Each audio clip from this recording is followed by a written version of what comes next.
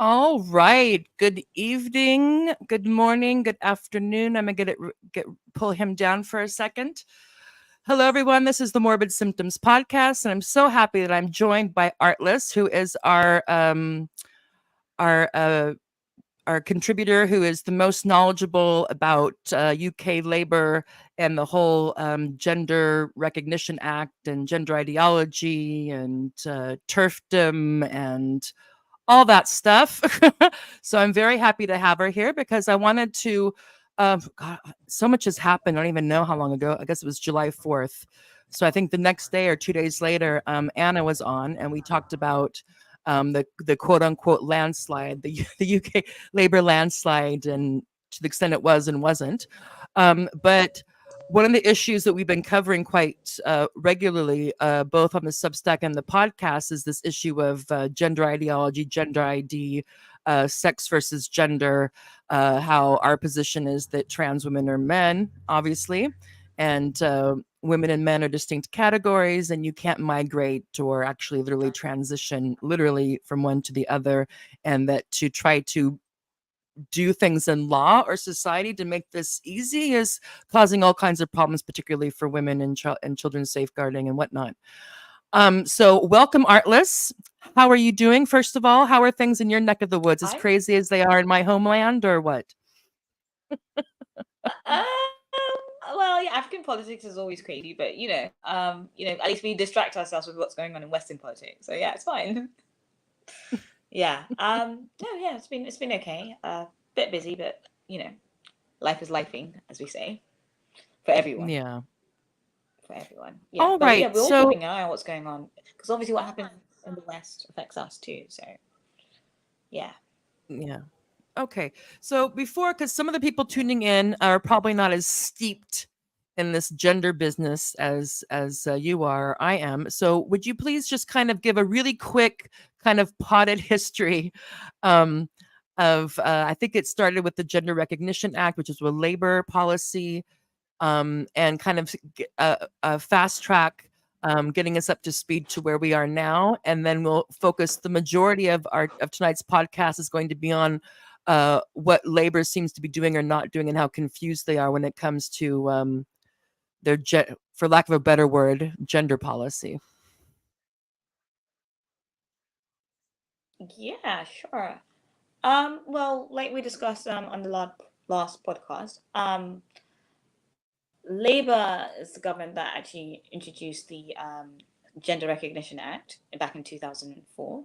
And that was the act that allowed people who felt like they were transgender to gain legal recognition of being transgender, okay, following what was supposed to be a fairly strict gatekeeping process, and a 2-year living test, and having some doctors kind of sign off on it. And the whole idea behind those main tests of there being a living test and two some form of a gatekeeping process was to make the process of legal recognition a robust and credible process, right? And to recognize that this was a serious quote unquote transition, and to presumably to treat something that was meant to be a mental illness, and you didn't want to stigmatize people and you wanted to give them that kind of comfort. But I don't think they thought about it properly, in the sense that they never really took into account the unintended consequences or effects it would have mainly on women and girls when they're passing this legislation. And obviously now, 20 years down the line, we now see what the impacts of just just considering just one facet of the argument without necessarily thinking of the impacts that it would have on other other people, mainly women, um, going forward. So now we fast forward until maybe 2015, where the Conservatives were in power, and they suddenly thought, oh well, we want an easy win, right? What's an easy win for us? What's an easy thing that doesn't make us look like the nasty party? It's, oh, okay, well, we'll reform the Gender Recognition Act, and we'll give them self ID. And I think that was really the start of, I would say, the revival of the women's rights movement, or the GC movement in the UK, at least, because up until then, I think for most people, the GRA was like some obscure act that you didn't really know like lots of different acts that like exist in UK legislation. Don't think anyone really pays attention to most of it until it really impacts you. But when they started thinking or tinkering with the idea of self-ID, which meant in effect there would be no gatekeeping process, and anyone who felt like saying, look, hey, I could be 6'2" with you know, a 6 o'clock show and I just want to be a woman, and that would be enough. That declaration would be enough to then give them access to female bathrooms, female sports, female hospital wards, you know. And suddenly maybe that's not quite a good idea. And so of course there was this whole pushback against that. And slowly but surely, it took a while, the Conservatives start coming around to the idea that, hey, this might be a bit of a big brouhaha. So much so that by the time Boris Johnson won the election in 2019, Liz Truss, who he appointed as Equalities Minister, actually then gave one of her as her first speeches that self-ID was now no longer on the table. And of course, you know, it'll probably be because of people like this guy, Karen White. And I say Karen with quotation marks because Karen was a male who had self-ID'd himself into a female prison. He was also a rapist. And so he went on to a female prison and he sexually assaulted not one, but 2 women, which in itself made a complete mockery, of course, of the notion that he is any kind of woman, because women don't necessarily go around sexually assaulting each other in prison. I mean, or well, not with elsewhere. their They probably- penises. I No, mean, oh, you know, I rarely To- use to- my penis, and I've not never with your used it to do penis. that. No, Yeah. joking, of So course. yeah, I guess incidents like this kind of help sway, the argument. Although, you know, sometimes you have to despair that like this was a very obvious situation that was bound to happen. It's a shame that it had to happen because it was. I wouldn't even call this unintended, but you know, here we are. So we finally managed to get some common sense positions from the Tories before they started government. But now going to elect a Labour government, and what manifesto promises is to reform the Gender Recognition Act. To me, honestly, I just don't see the point of it because the first process. I mean, I think the question that occurs to me when I think about what Keir Starmer says he wants to do is before stating you want to reform I would say go back and when the Tories came into power in 2019, there was the Women and Equalities Committee then commissioned another sort of consultation on the actual on the consultation itself to reform the GRA, right? Okay, and there were a host of responses, by the way, which should be kept in parliamentary archives. And I would say to Keir Starmer or anybody on the Labour bench, read those consultation papers. You know, because you had a wealth of evidence from women's groups, individual women. It was open to anybody, and I think at the time they were saying it had received one of the highest submissions they'd ever received for any sort of consultation, like in a very long time. So go and read that stuff, and you would actually notice what people had documented. I mean, I submitted I submitted my own consultation response to that, and it was. I remember feeling it was very detailed. I don't think I spent as much time unpaid on any sort of project since university. Just because I felt that strongly about it. And that was the paper that covered literally the length and breadth of the issue, from female prisons to female sports to female bathrooms, and it was like, I mean, I was just a lone person, but if you go into the Commons archive, you see there was a wealth of consultation responses from a whole. So this is another reason why when I guess I hear politicians sounding so ignorant about the subject, I'm incredibly frustrating, because I'm sort of like, have you even gone and read any of the evidence? Because women have spent a long time making these nuanced, compassionate, really polite arguments about this. And all that's put to one side and said, oh, it's just so toxic. Oh, we don't know what to do. Oh, we've just got to. And it's like, have you read the bits that aren't toxic? Or is this like your like your go-to word, Mhm. So yeah, we're in 2024 now, and Labour want to reform the GRA, which in itself is an issue because the gatekeeping process, as described in 2004, it was there for a reason. It was there to say, look, this is only going to expand to about 5,000 people. That was Mhm. see these, it would be barely impossible, women to notice these 5,000 people who, were just so gender dysphoric. You just needed access to female bathrooms to feel better. And obviously, as we now know, that it's not just 5,000 people. In fact, there's a lot more. And Mhm. if they widen the process, we're probably going to get even more people. And let's face it, female resources are limited enough as they are already. We don't need more men coming in there to take on even more of our Yeah. meager resources. And I You just know. want to, if So I could, if I could interject for just a second. Um, it's just because, of course, if yeah, I sure. go back to where I was, like, I don't even know, like 10 years, well, maybe not 10 years ago. What is it? 2004 now, 24. Yeah.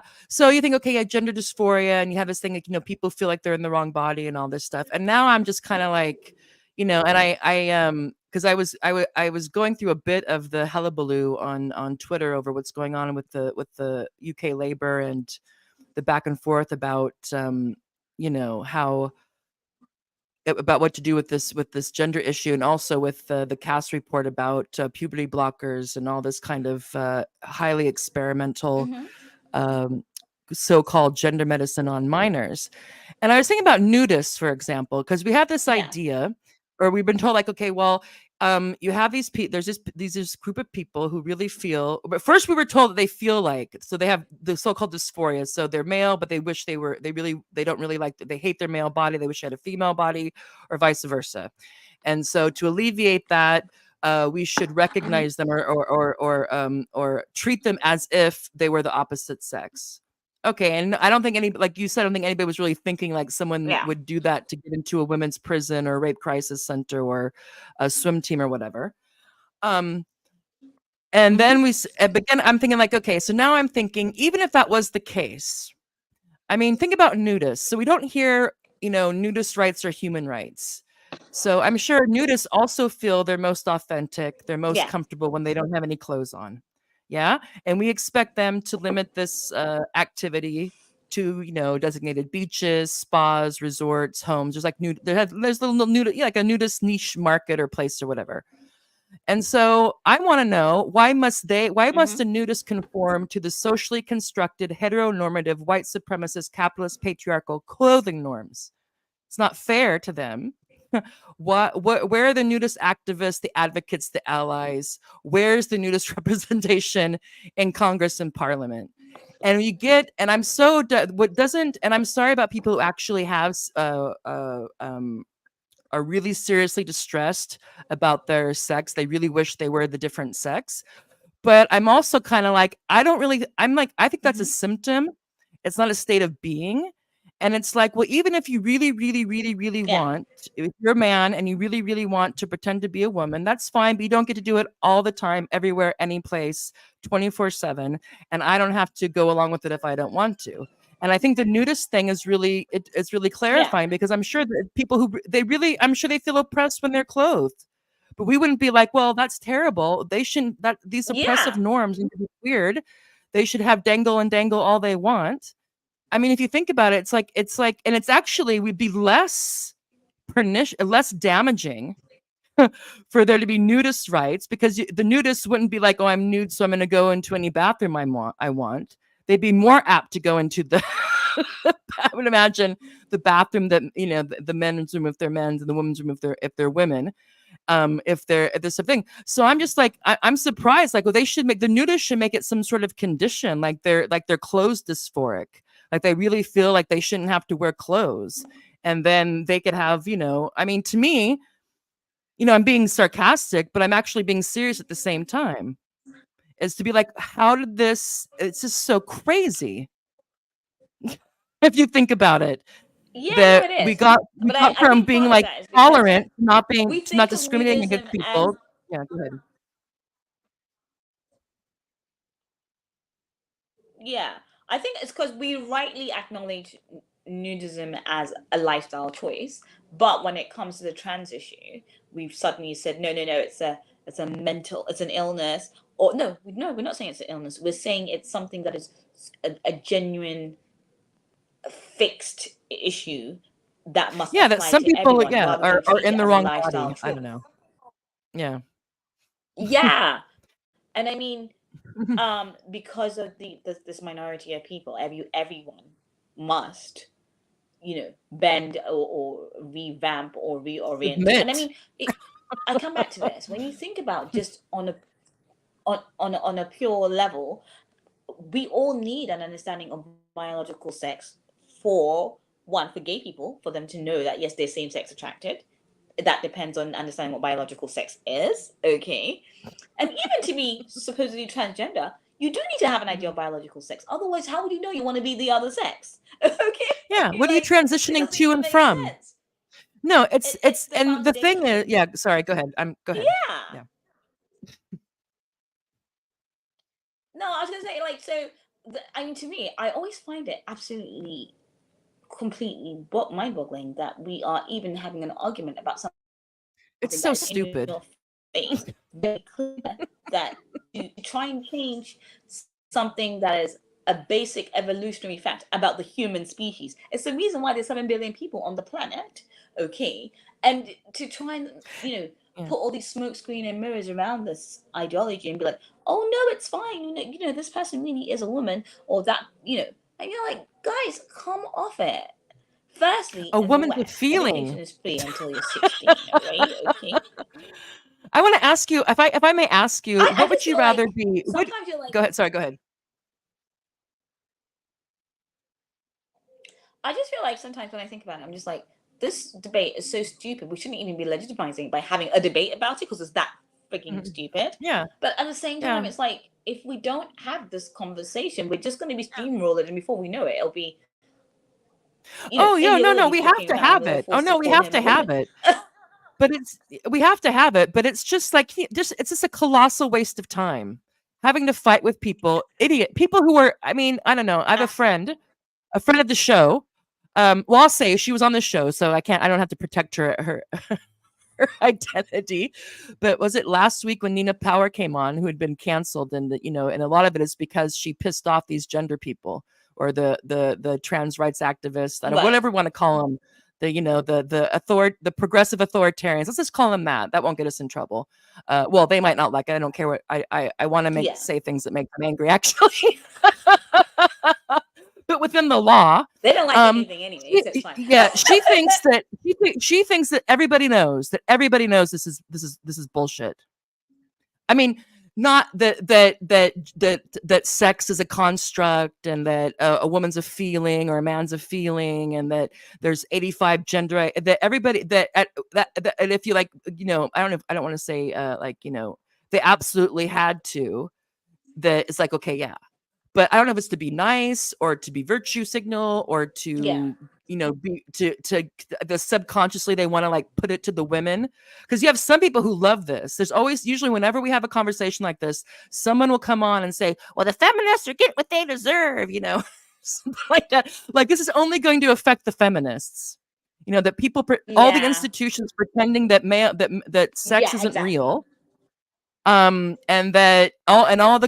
we see it with the medicine and the Dr. Gendersteins and the grooming and all this stuff.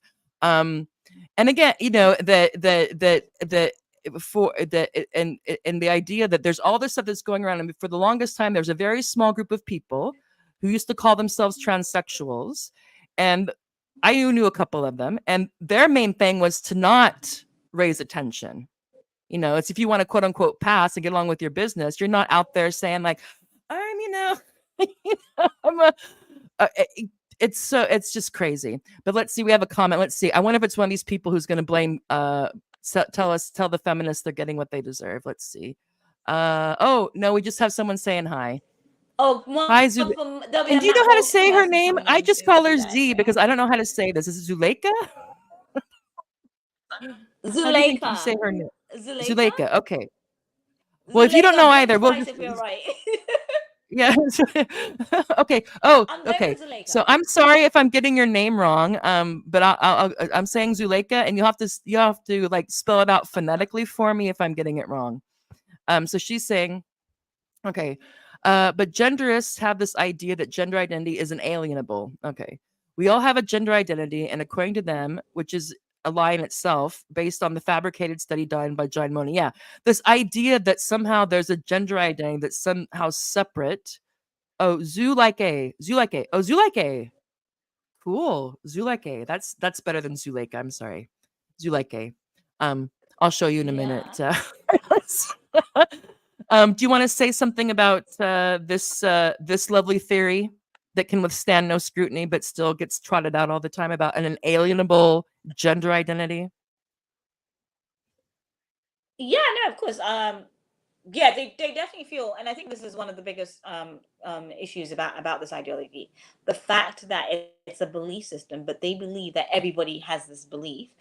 Oh well, Mm. is that a belief? I don't even know what the hell to call it anymore. It's supposedly a belief system, but if it was just a belief system, why do you Syndrome, have to medicalize this psychosis, belief system? psyop. You know, like the contradictions are just, yeah, it's really crazy. But I mean, yeah, it's the whole moneymaker. idea. And I remember, like, a long time ago reading something about this where someone said, of course, everyone's entitled to their own opinion about yourself. You are entitled to your own. You can think you're the best thing since sliced bread. I don't really care about that. It's the issue comes when you want me to accept that you are the best thing Mhm. since sliced bread. And it's the same thing about this gender identity issue. You may very well believe that you seem to have some internal gender identity which makes you think that you are a woman when you are actually a biological male, but I don't have to share that belief system with you. So Mhm. why are you imposing that on me? That's the issue. You can believe you're whatever you want to do, Yeah. but you can't impose that belief system on anyone else. And I think that's the Mhm. main problem with this gender ideology Mhm. nonsense. Okay, Mhm. it's not enough for them to just believe their own self-defined beliefs. They want to impose that belief system on everybody else, and if you don't believe that, apparently it's murder, or you've killed them, or you've done something really You don't ridiculous want to them them. to And live, it comes and like this whole yeah. idea of, It's like yeah, if and you're going to it's disappear, so if I don't absurd call because, you if I don't call you a fake pronoun, then you have an issue, and it has nothing to do with me. yeah, yeah, and also because here's the thing, guys. Denial of belief is not denial of existence. Okay, Mhm. so it's you know, I I'm not don't cutting off share your food and water. the You know, same I'm belief not the system as this IDF and person. you're not Gaza. That's the thing. I'm not, Yeah, to use a terrible analogy, but yeah. it's so absurd. I just find it so bizarre. Mhm. You Well, and know, also but these yeah, people I who are mean, like, I oh, have heard about this and thing from John. Oh, sorry, go on, so I think there's a go on, bit go of a on. delay. So I think that there's a bit of like maybe a 1 or 2 second delay between you and I. But I was just gonna say that I know that Okay, you've been in the trenches longer than I have. But when people are like, why do you care? I'm like, I'm a human and I'm a woman, and you want to totally throw you want to say left is right and up is down and birds and people can fly, and I'm just supposed to be like, oh, okay. It's just the most mind game stuff. I think either they're useful idiots and they don't know what they're talking about and they just want to make a point or think they're making a point. But it's like, are you telling me that pretending that sex doesn't matter and that anyone who says there's a woman is a woman, and anyone who says there's a man is a man, anyone who says they're neither is neither, anyone who says they're both is both. You're telling me this? It's just like, and we see it. And remember, it was like, oh, that wouldn't happen. That would never happen. They wouldn't, this idea. And then they would get mad if you would say, okay, yeah, what about when it comes to prisons, healthcare, like, intimate care, sports, bathrooms, all that. Oh, you're trying to make it like trans people are some sort of blah, blah, blah, blah, blah. No, we're talking about, we know that there's a section of men who are going to do whatever they can to fulfill their pervy fantasies and predilections. That's what we know. And that's not new. Yeah. yeah, There's a few women, but mainly with the hmm, pervy predilection. I'm sorry, people. That's way more men than women. Get over it. So it's like, if can you imagine the power trip and the get and all this stuff. So it's like we're not saying this. We're saying this. We're talking about there's a reason why we have spaces. We have certain things are separated along sex lines, and just because the couple of people decide that they want to open up. That they think that only women being able to be, only females being able to be women is some sort of sexual apartheid, Martine Rothblatt. That all of a sudden we have to forego. This is ridiculous. And the insult that has nothing to do with me, that these denigrating questions about what a woman is and can a man have a cervix and can and all the is a woman a dickless man, is a woman a medical condition, is a woman a feeling, is a woman whatever it is that's in some dude's head, it's the most denigrating thing, and they turn around and make it like we're the ones that are some sort of evil, crazy people. We're like, hello, don't put gasoline on the fire. Oh, it's not fire. It's just it's imaginary. It's like, no. And then fast forward with people saying that their 3-year-old knows what gender they are, and it's just madness. Sorry, that was my bit of my rant about this. I just really hate that one. So like, why do you care? It's like, because I'm a human. No, I'm part of the it's really species. bizarre. I'm a woman. Why do I care? Why Anyway. do you care? Because people are trying to redefine material reality, and material reality affects all of us. So yeah, that's why we care. And also because, by the way, women get to define our own material. We get to name our reality. We get to name our identity. Not men who spent an entire millennia, oppressing and marginalizing women. They're not going to get to redefine us in 2024. Come on, guys. That's why I give a fuck. It's not rocket science, is it? People want to make it like, oh, it's liberating that men can be women and women can be men. It's like, no, it really isn't. It's not liberating. And these people who want to, you have, I'm sure all these really labor people. Actually. Yeah. Well, what about Kamala Harris? Like women's rights, and she's talking about women's rights, and she'll also say that trans women are women, and some women have penises, and some men have some men have cervixes, and blah blah blah blah blah. And it's like, okay, explain to me how you can have women's rights if anyone can be a woman. How does that work? Can't work. And they know it can't work, but I don't know if they got down too far along a path, and now they just have to go with it, or they convince themselves that there's some people that really have these magical gender souls, and and those are more important than anything else to be affirmed, and we have, and this is in my mind because I watched The Matrix the other day, or the part 3, or no, it was the last one so for those of you who don't know, okay. I think the Wachowski brothers were brothers when they wrote and did the first 3 Matrix movies, and then they transitioned, so they both went from male to female, so now they're the Wachowski sisters.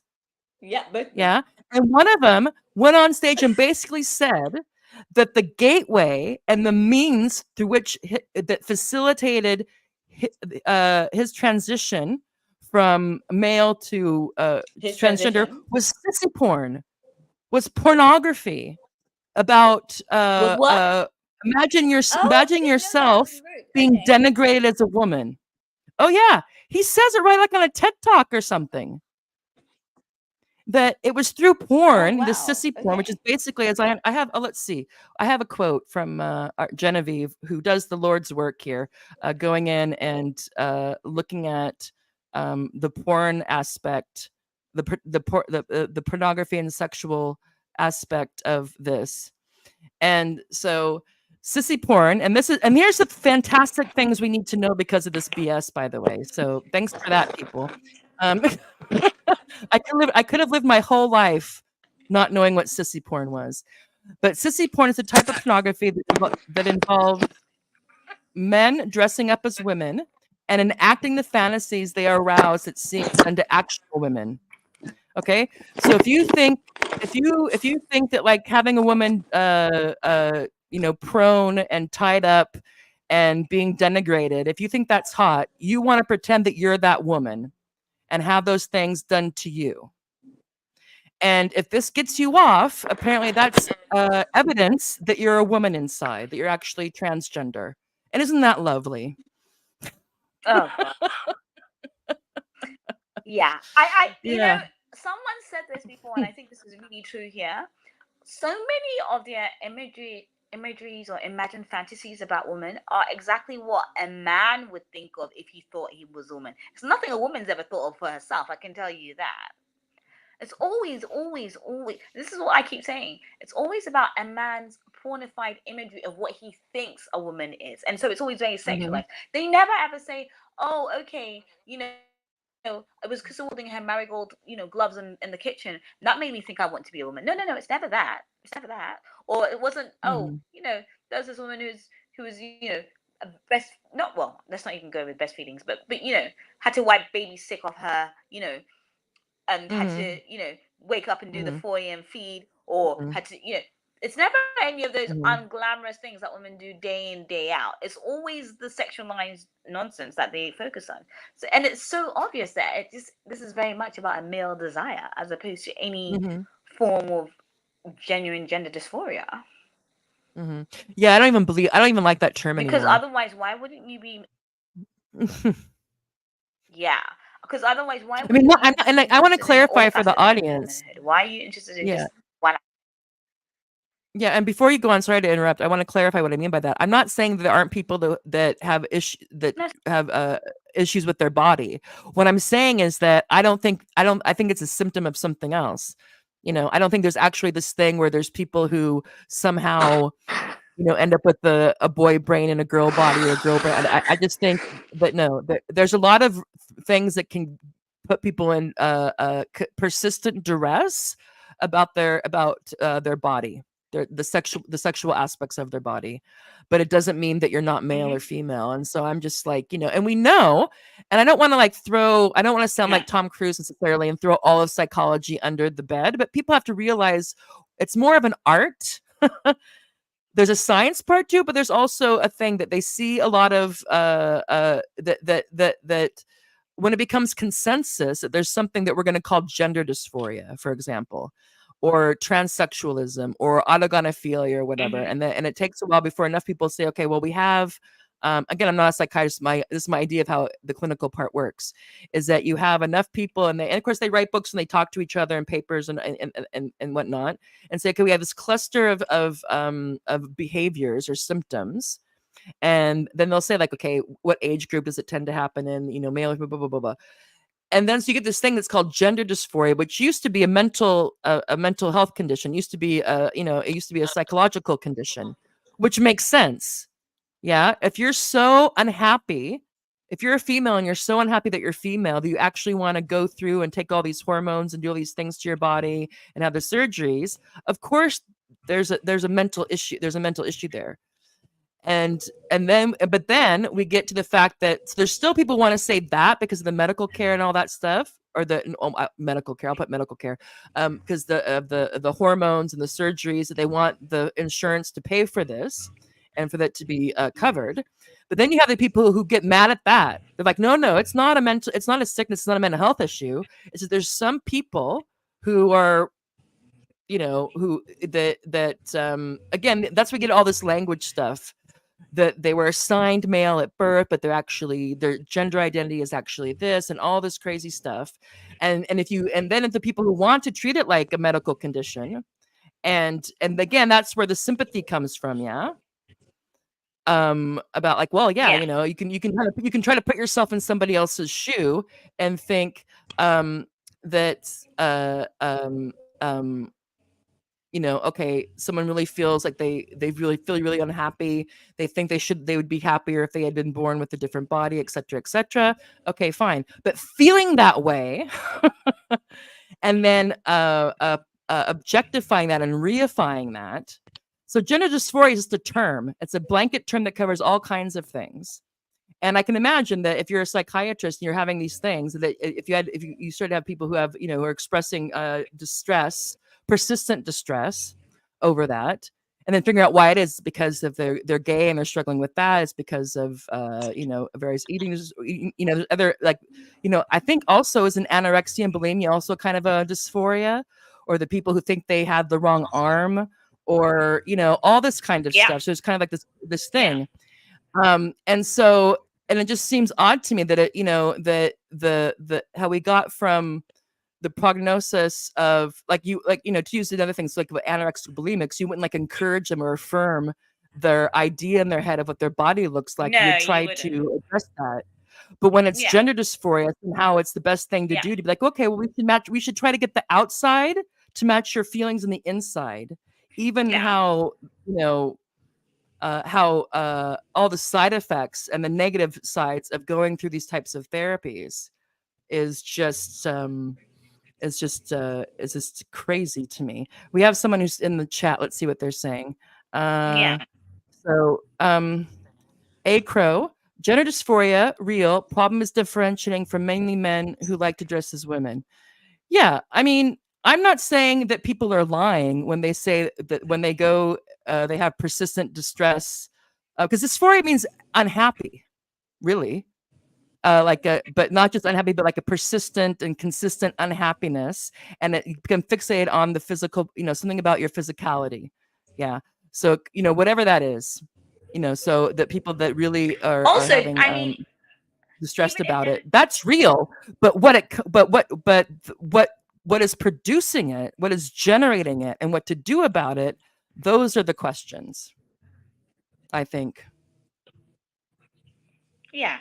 But I think I don't think we're really disputing the idea of there being gender dysphoria. There are obviously people who are very unhappy with their sex. Although I'd probably say they're unhappy with the roles, the gender roles that society imposes on their sex, rather than being unhappy with their sex itself. But that's another thing altogether. But being unhappy with your sex, the thing we need to just have a conversation about, okay, is whether the most effective treatment for gender dysphoria should be transition rather than therapy, rather than other means of acclimatizing yourself to being comfortable in the only body you really realistically will ever have, right? Okay. So don't so alarmed about the idea of gender dysphoria if you want to name or you want to label this feeling that a minority really feel. But I think the issue now that we have is a large cohort of people who are transitioning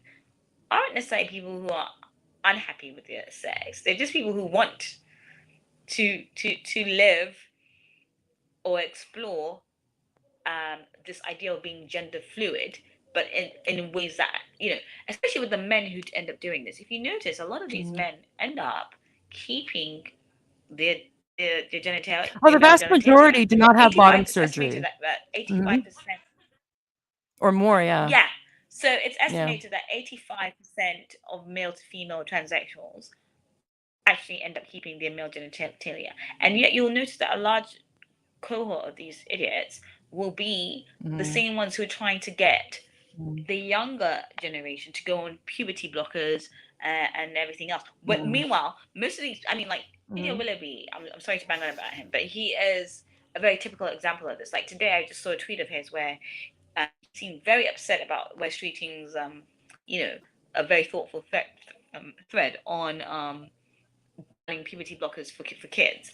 Okay, and I thought to myself, you are such a selfish SOB, okay? Because you went through male puberty, right? You fathered a child. You basically got to live the life that you wanted until you turned, however, 50 or whatever, and you're like, oh, okay, you know what? I want to be a woman now, so I'm just gonna get some boobs, but I'm gonna keep. Well, I think supposedly India has had the full shebang or whatever. But the point is, he managed to go through each of his own life steps and transition as an adult, okay? And he's denying that opportunity to younger children. That is just absolutely mind blowing. Yeah, but what I want, creepy. yeah, Sense of validation that these. I just want to, because A Crow is another is following up with some. It's one of my huge bugbears about the situation. No, for sure. I just he says, or I don't know if it could be a she or he. Some men are fetishists, of course, and trans women unfortunately get confused with them. Well, I would say I don't think there's anything as such. I think trans woman is a misnomer, and no man gets to use the word woman, as far as I'm concerned. They should come up with a different term, Now, I think that it should be. To me, it makes sense to say trans. Like if someone says, "Oh, I'm a trans man," to me that means okay, I'm a man, but I want to present or pass as female, or I'm gender fluid, or whatever it is. But to put woman in it, because you're no kind. A trans woman is no kind of woman. They're just not. I mean, I'm sticking with the category of woman as an adult human female. Well, they're a That's what subset it of is. males, aren't they? They're not a subset So of so it's a subset of males. Yeah. So you have men who do not have any desire for whatever reason, whatever the desire is for, whatever the desire for. I'm saying that's what I can't know what's in somebody's mind. I can only know what they say and what they do.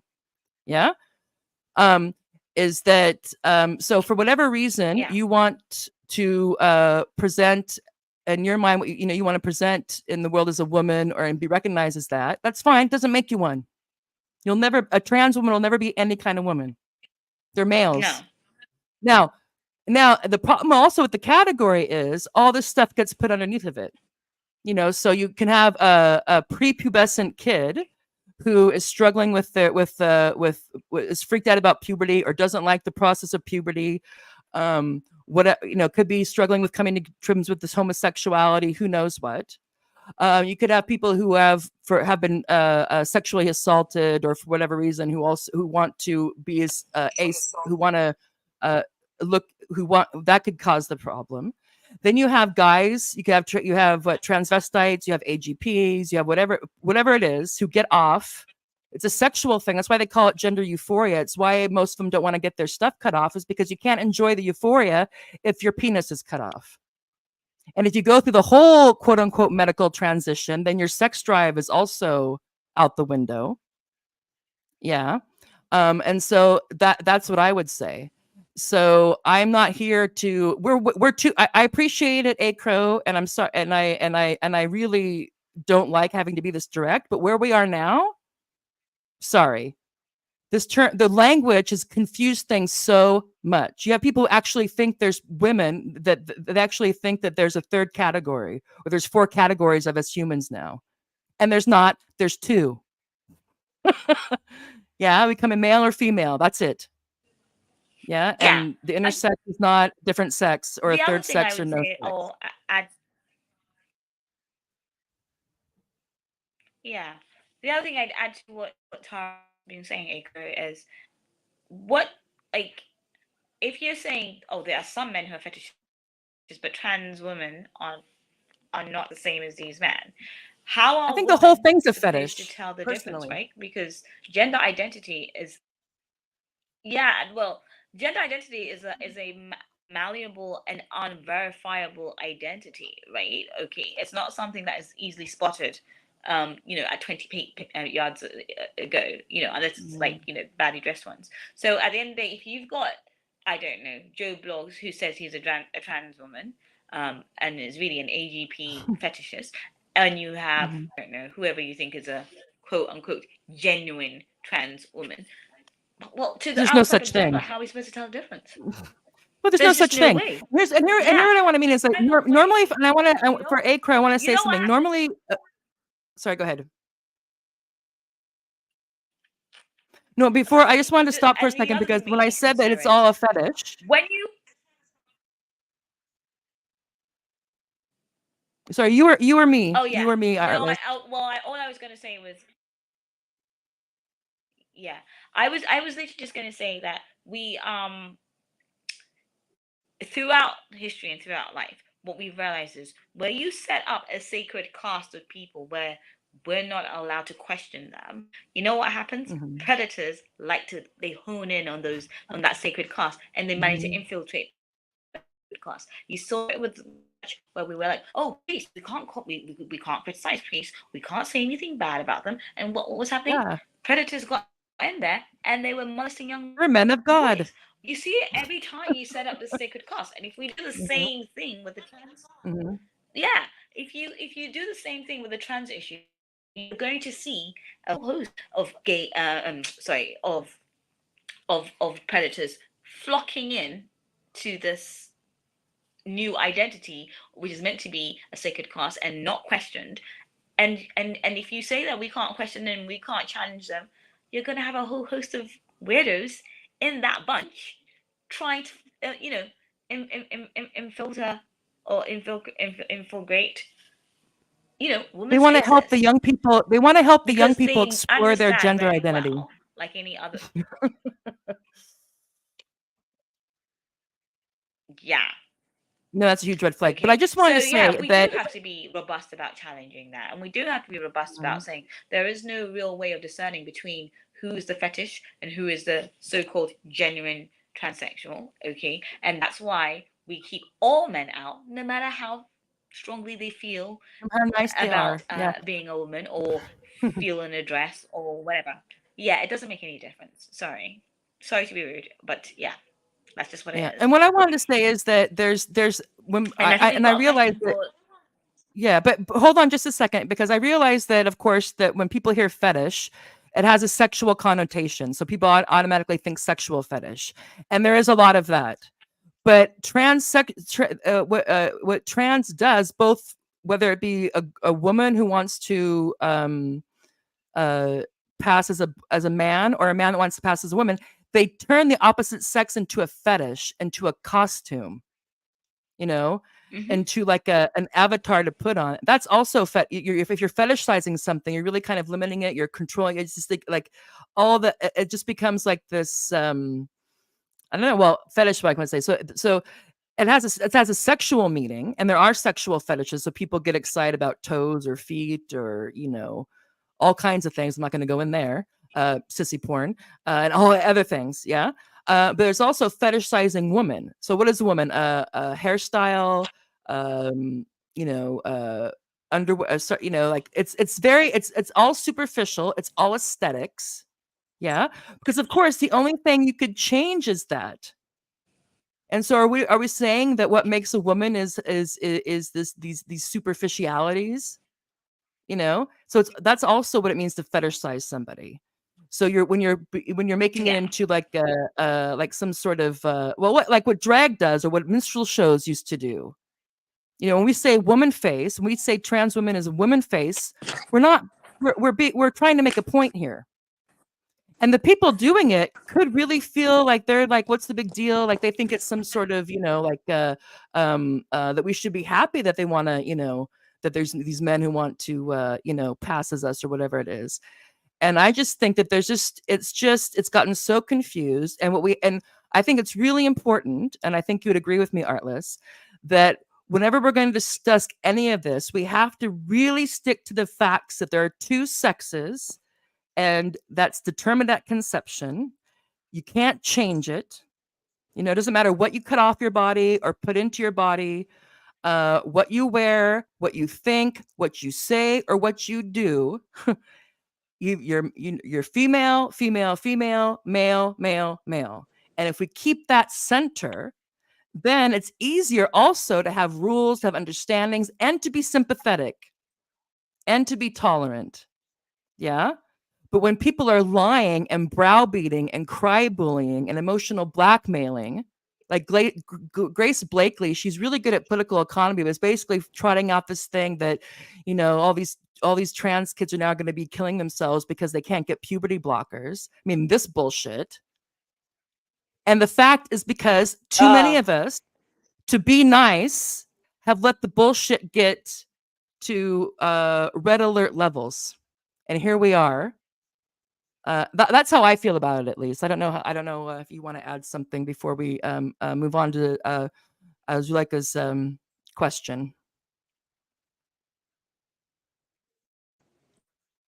No, yeah, no, I agree with you 100% because at the end of the day, so much of the emotional blackmail is centered around the fact that unless we let these trans-identified males into female spaces or into positions where they can flash their genitals at women, then we are responsible for them feeling supposedly so distressed that they might want to top themselves. So, if we don't want to top themselves, we should just let these men into female changing rooms and let them flash their genitals at us. That is not an acceptable compromise. And I don't even know why anyone thought No. it would ever be. I find it. Well, and people would not. If anyone and I'm sure think that that's an Grace acceptable Blakely. thing to propose Yeah, to women I'm and sure if say, hey, Grace. Sorry, there's a delay, so I don't mean to be interrupting you, but there's a delay, so sometimes I think you've stopped. No, it's fine. Yeah, it's not. And then I start to talk, and then your voice comes on again. I'm like, oh my god. So I'm not trying to be so rude to Artlist. There is a bit of at least a delay on Sorry. my end. No, it's not, it's just what it is. I just wanted to let you know that I'm not trying to stop you every 5 seconds. But I get panicked when there's dead air, yeah, which is my Yeah, personal fine. problem. I mean, that's not, but I'm sure that Grace, if I was to say that if some guy was saying to his girlfriend, if she was saying to his girlfriend, like, if you leave me, I'll kill myself, or if you don't let me do this or that, then you don't love me or you don't care about me, you're being mean. She would be like, oh, that's abusive, that's crazy. But when they do it on the gender stuff, it's the same thing. It's like if we and the people who are advocating for this, and again, how the actual people who they claim to be advocating for feel about it, because I know there's lots of people who identify as transsexuals who are really irritated about all this craziness that's going on. They really also say like, hey, I've never said I Yeah. wasn't. I never said I was not the sex that I am. Whatever. But it's like. But this idea that if we don't let them do whatever they want, if we don't affirm this fantasy or the fantasy that HR departments or the UK Labor or whoever these patron saints, whether they ask for them or not, that they're going to off themselves. I mean, what kind of crazy crap is that?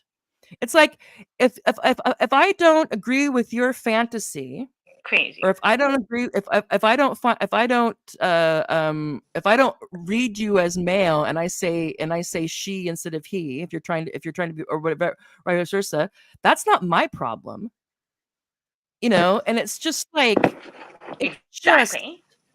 I mean, it's just crazy. And that somehow, I don't know, again, that's what I don't know, if they really just, if they just convinced themselves of this, these super smart people who would never say this in a million years if it was about a man saying it to a woman, but if it's a trans woman saying it to a woman, then all of a sudden it's all great. There's totally a different set of rules. And by trans woman, I mean man. Yeah. So if it's a guy who says he's Of course. trans, then all of a sudden he Of can course. say he can, all of a sudden then women can have no boundaries.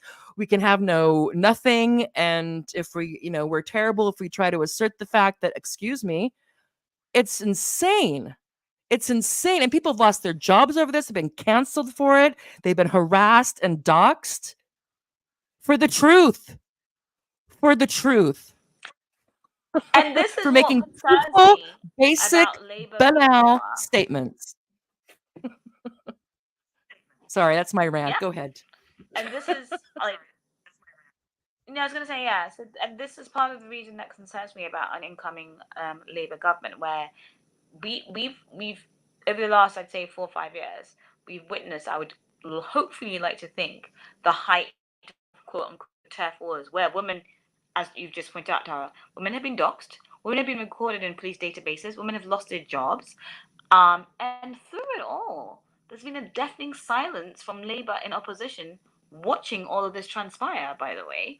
And so it does make me very concerned, thinking, what the hell are they going to do now that they're in government? Like, are they going to continue to let TRAs hound women? Are they going to continue to just turn a blind eye to the malevolence that accompanies this movement? Like, what are they going to legitimize the violence that's been enacted by TRAs on women? You know what I mean? Like, because they've been silent about all of it. Yeah. Other than to sort of, wave their hands and be like, oh, it's so toxic. Oh, it's so toxic. Oh, it's so toxic. No. Oh, can't we just all get Was it along? toxic when these guys were like, yeah, it's really insane. And the ones who aren't, Oh yeah, like, this lady, this doing the lovely fake lady. repeat, oh, it's so toxic thing. Ah, Remember this one? Yeah. Nadia. Yeah. So again, yeah, there was The this thing Labour Party that's where should the turf educate comes. those who are ignorant. Go ahead. You can read I beg it. your pardon? Go ahead and read it if you'd like. I was like, oh yeah, okay.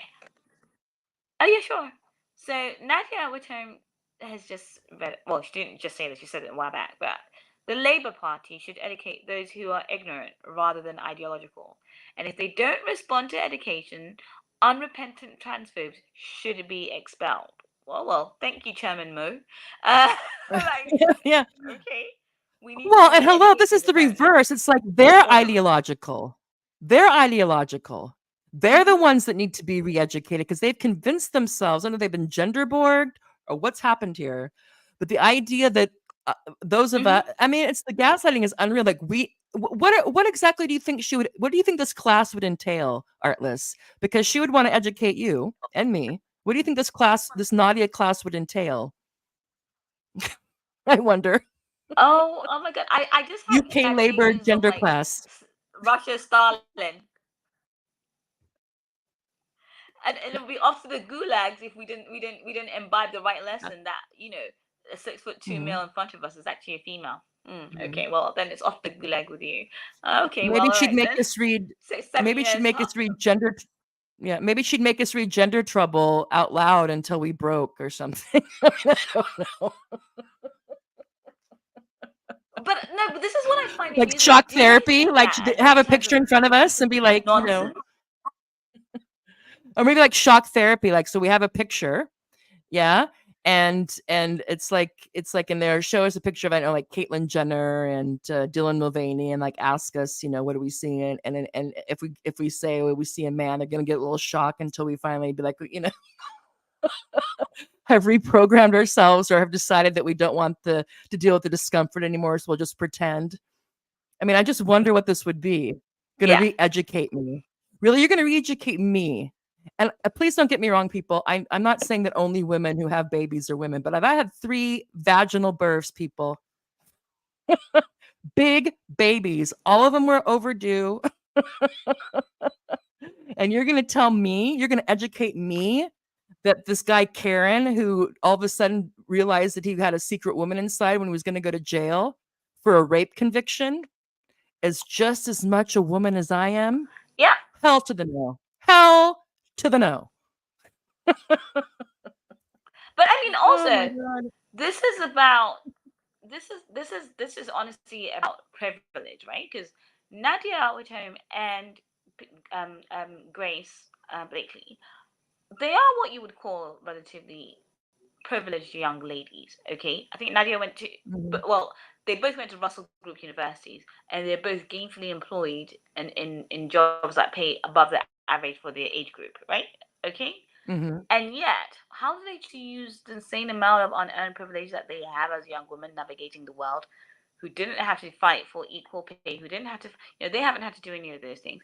The way that they decide to use that insane amount of privilege that they have is to use suicide to emotionally blackmail women and girls into letting men flash their genitals and their balls at women in changing rooms. That's what you decide to do with your Yeah, privilege? and take away their Okay, come on. opportunities. Take away their integrity, their, modesty, their sports opportunities. I mean, all kinds of things. We have to live with the fact that Caitlyn Jenner Yeah. decides he's always been a woman and then gets Woman of the Year awards, and we're just and all these women like, "Oh, this is so fantastic. Aren't Hmm. we so great?" And you're thinking to yourself, and I remember when that happened, I thought, "Well, this, Exactly.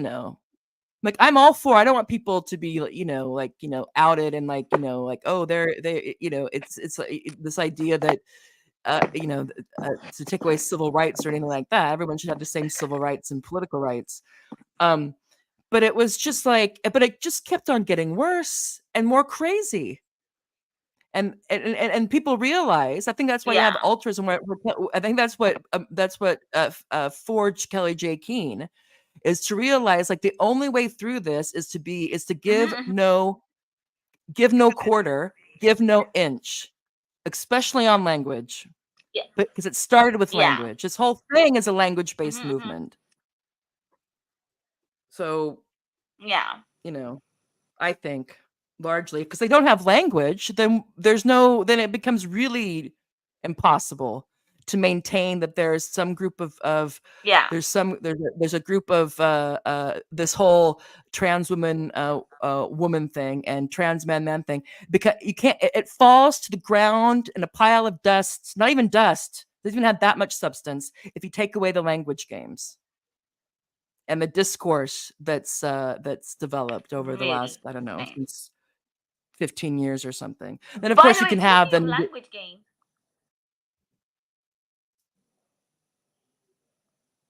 Yes, please go ahead. Sorry, Tara, are you waiting for me? No, yeah, I'm waiting Oh, for yeah, you. so say, talking of language games, did you see this on Twitter earlier this week where there's this guy, I think his name was Spinning Hugo, who got into discussion with Maya about how it's not important to define women. Women should just be Oh no, kind. To obviously all these male. Yeah, did you see all of that? Because I was like, I saw what on some of it. We earth should is just be this guy kind, you know. saying? And I think his last point was to say something along the lines of, oh, you know, well, if women aren't defined, then there's no real way to distinguish between a man and a woman. And it's almost like, well, if you have water and salt water, you wouldn't say salt water isn't water. It's like, dude, what on earth? I mean, I thought I'd heard it all from clownfish to everything else, and now women are being compared to water. Why can't we just be referred to as women? We're done with the stupid analogies here now, guys. Come on. Yeah. It's ridiculous. Well, I think some of these guys, I call them Donnies, and for people who don't know the cultural reference, it's from The Big Lebowski. And there's Donnie, who's a great character, but Mm-hmm. there's a scene where Walter Sobchak is like, Donnie, he basically said like SDF up. You're like a child. You're wandering in at the middle of the movie. You don't know what's going on, and you're expecting, and there's all these Donnies, and I think that some of them think they don't expect the pushback, and instead of admitting that they haven't really thought about it, they start spitting out this bullshit, which is also an insult to Mm-hmm. our intelligence, you know. And it's like it's Yeah. just. Yeah, I mean, yeah, well, why not? I mean, I don't. Why do we have to have a definition between me and this guy? Why shouldn't I be able to go wherever he is if I want, if I feel like it? Why can't I have Yeah. a blurred boundary between my bank account and his bank account? you know, I mean, it's just, and that's the thing is that I've gotten to the point, and of course, I realize that when like with sex matters and the policy thing, and thank God there's people who are doing this who have to deal with these people and keep their tempers and whatnot. When they're dealing with Zara Sultana, an MP, Yeah. whose labor manifesto. This is from the 13th of this month. Said Labor's manifesto promised Yeah. to remove indignities for trans people who deserve recognition and acceptance. Now I want to know, what about the indignities to us who have to lie and have our intelligence insulted? And why is it that, and what indignities are, Exactly. and this is the bullshit, this idea that there is a right to pretend that you're the opposite sex. There's a right to that, and to compel others to go along with it. There is no such right. There just Mm-hmm. isn't. And they're trying to make one up. They're trying to, it's No. totally fictional.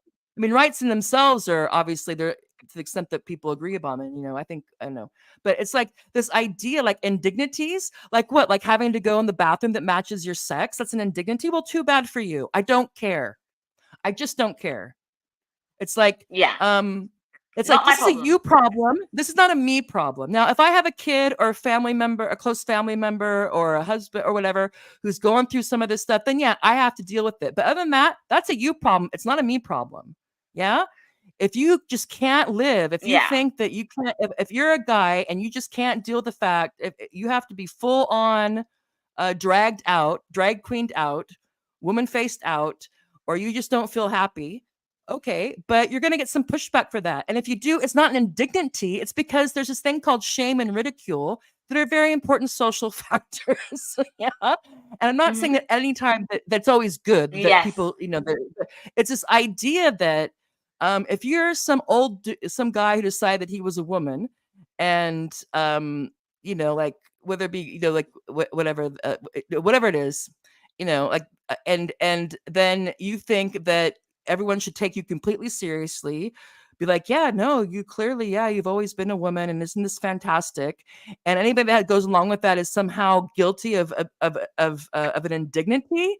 It's like, please, I mean, what about the indignity again about nudists?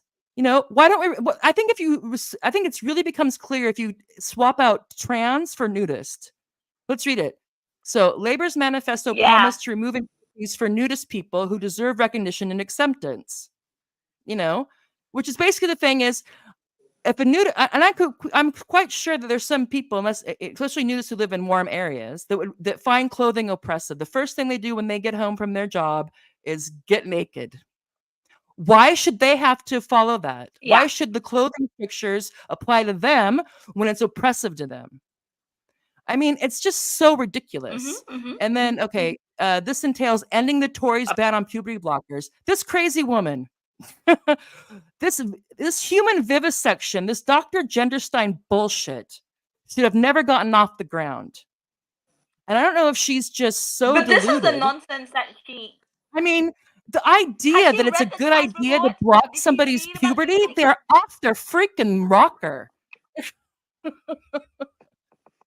I'm gonna go right out here. Unless you have like precocious puberty at like 6 years old, if someone's having a gender issue, I'm sorry, there's never a good reason to block somebody's puberty unless there's like this precocious puberty where they're like going out, like they want to slow it down a bit because the person's 5 or 6. That is the only reason. And then for a brief period of time, this stuff is crazy and dangerous. Sorry, go ahead. Tell Zara what you think. This is from a few days ago. Water.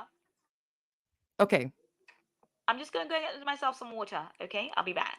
1 sec. Okay, so I'll keep on ranting. Sorry, then it'll be your turn.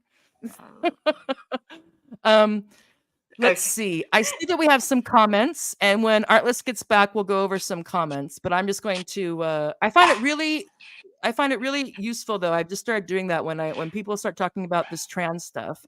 I swap out trans for nudist, or I swap out trans for I don't know, something else that would be like S&M or something like that. Just something that if somebody wants to do and it's in their private life, that's their business. If they're doing with consenting adults, that's fine. The idea that somehow we should turn this into an identity that needs to be recognized and accepted is just whatever. So young people, and she says cis and trans. Again, this is just language games. And I think it's really important to think about the work that the word cis and trans does. So basically it creates a binary, even though from the gender studies people and the queer studies people, they hate binaries, but they create one between cis woman, which is a woman, and a trans woman, which was a man who wants to be a woman, or claims they want to be a woman, or claims that they are a woman, or any kind of crazy stuff like that. Sorry. But it is, if to take it seriously, take it literally, like, could someone feel that way? Yeah, they actually are. That's a different thing. So what you do is you create this binary between cis and trans women, but as binaries, and the deconstructionists have a point, usually there's an oppressed part of the binary. So there's a dominant part and a suppressed part or oppressed part of the binary.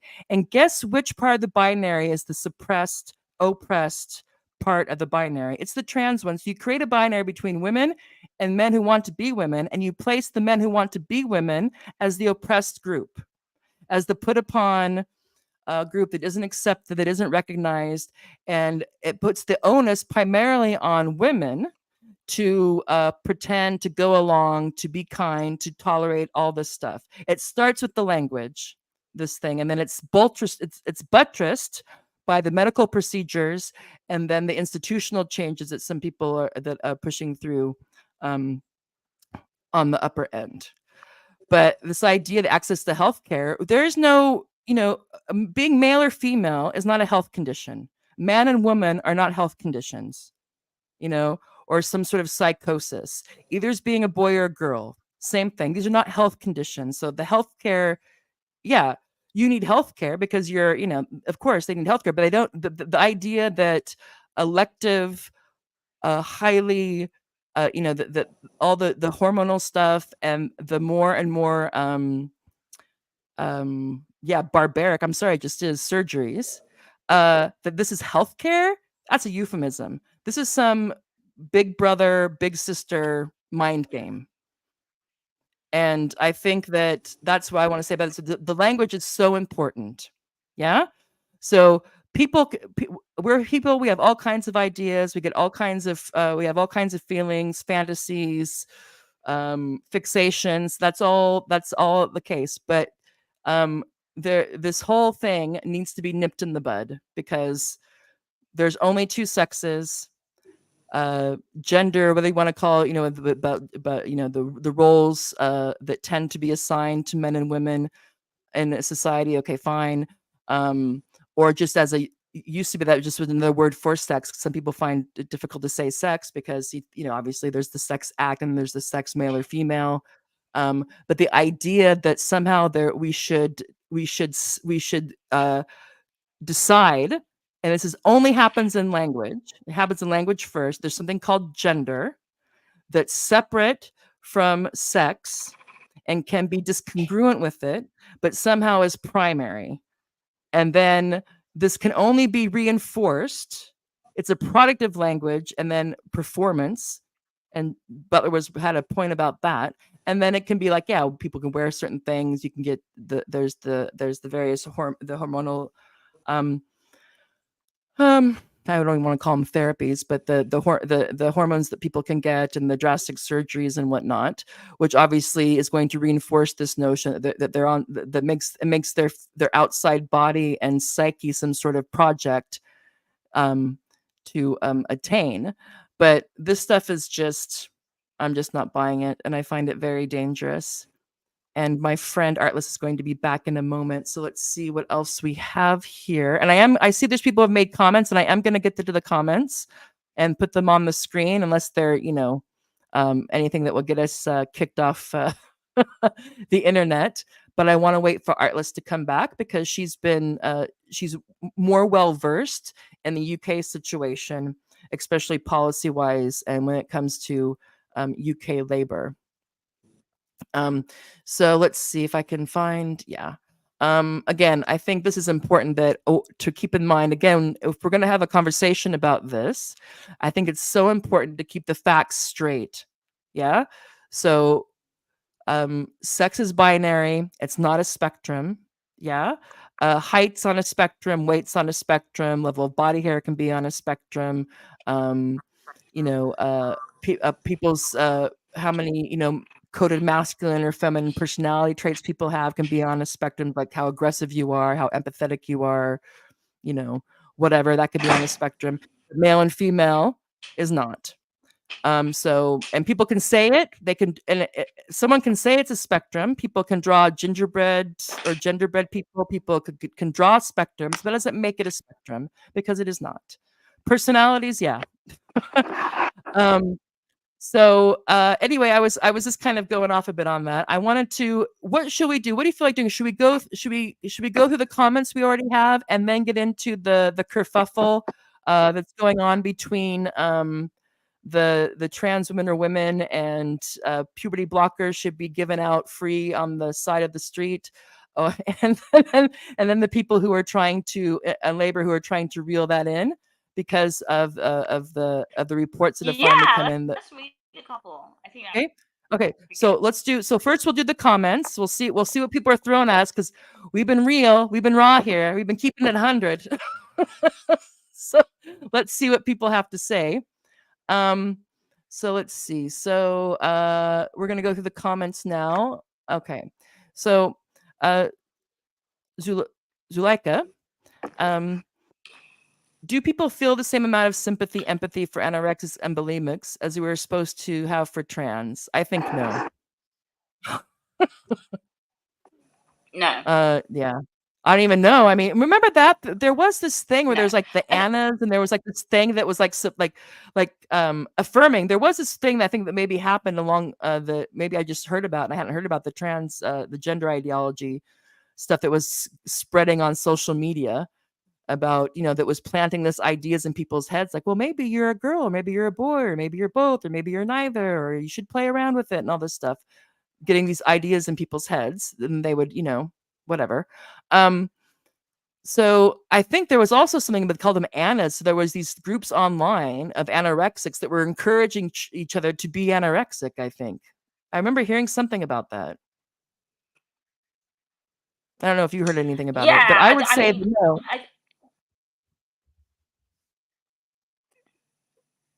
No, I don't think it's the same. But I would say this: a lot of I don't know whether people are aware of it, but the cohort of people identifying as transgender has definitely changed. So whereas before it was a lot of middle-aged men who, seem to have maybe going through a midlife crisis, the cohorts now changed to a lot of young girls being the ones to there's an increased rate of young girls wanting to identify as the opposite sex. And I think there's something like a 4,000% increase of young girls who've decided that they identify as male. And I would say that if you take a closer look at the exploratory therapy or reasons why they want to do this, so many of these young women are gay.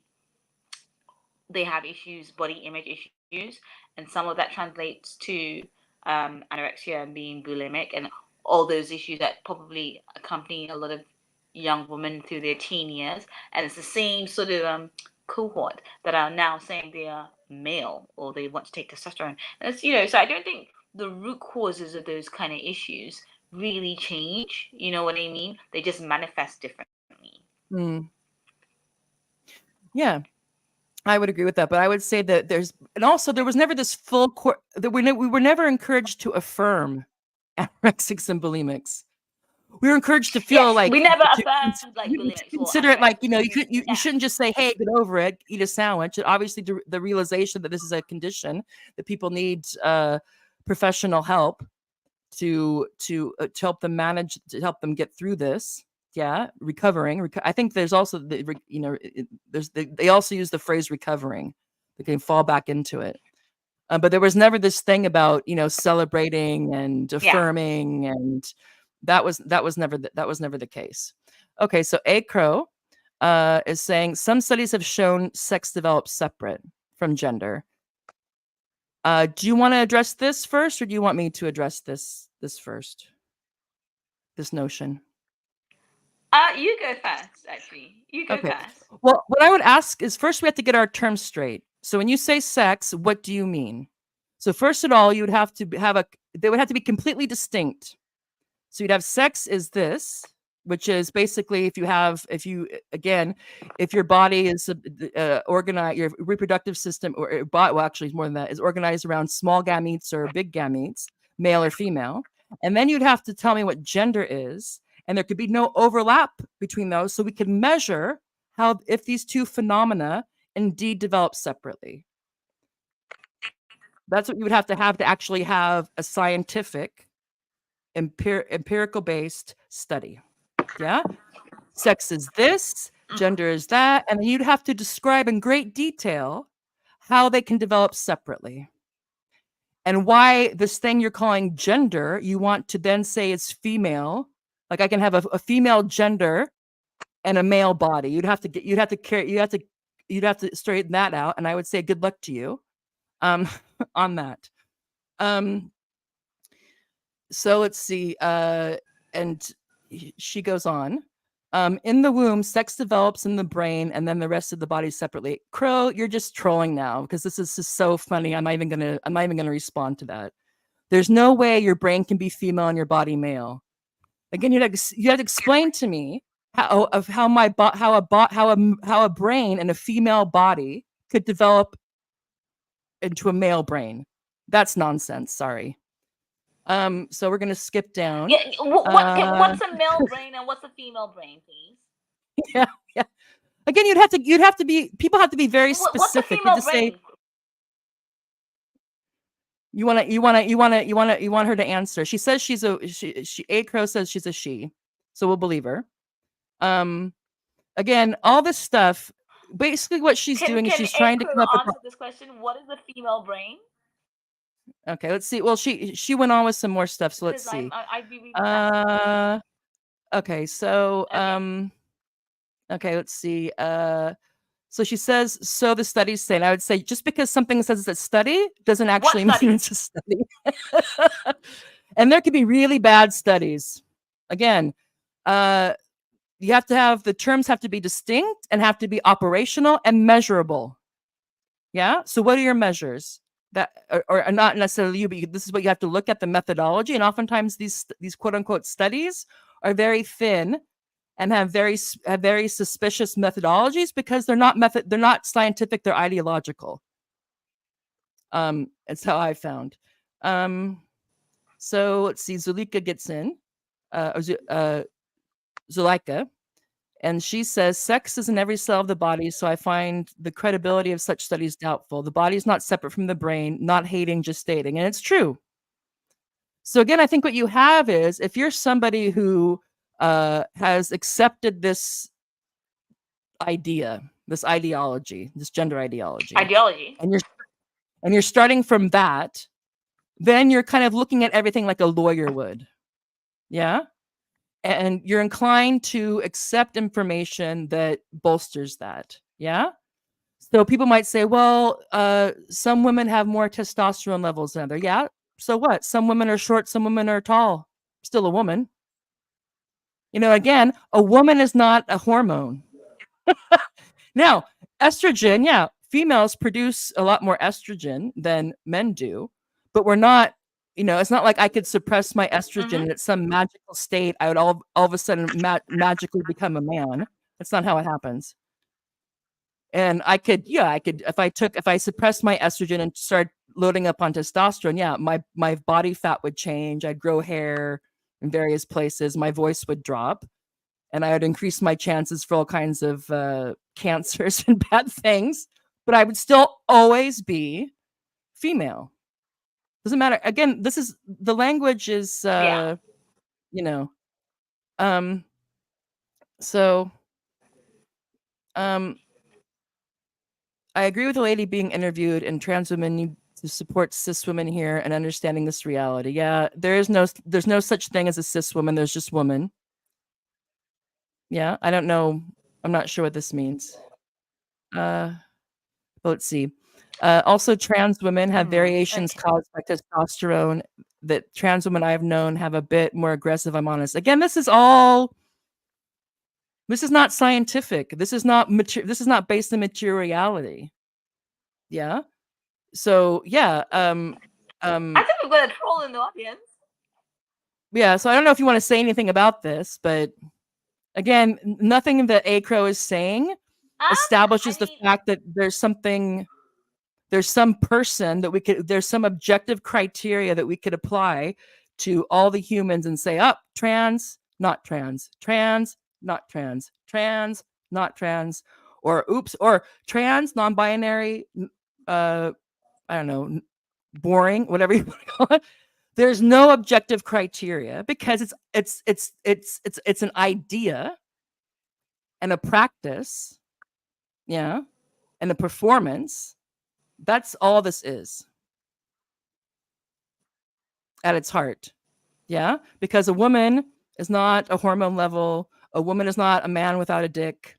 You know, I don't know what to tell you. Yeah. And some women have, there's a variation, there's a mean on hormones and whatnot. That's why you can go to the doctor if you're having issues, and they can do a test and they can see, okay, and they might think, okay, well, your level of this is a bit low for the norm, and then they can see if you react, if that's an issue or not. But some people are gonna be, you know, not everybody is the same. Like not everybody has the same blood pressure, you know, or that type of thing. But this isn't proving anything. So, you know, yeah, I mean, I'm not a nominalist, so calling somebody X doesn't make them X. It just means you call them that.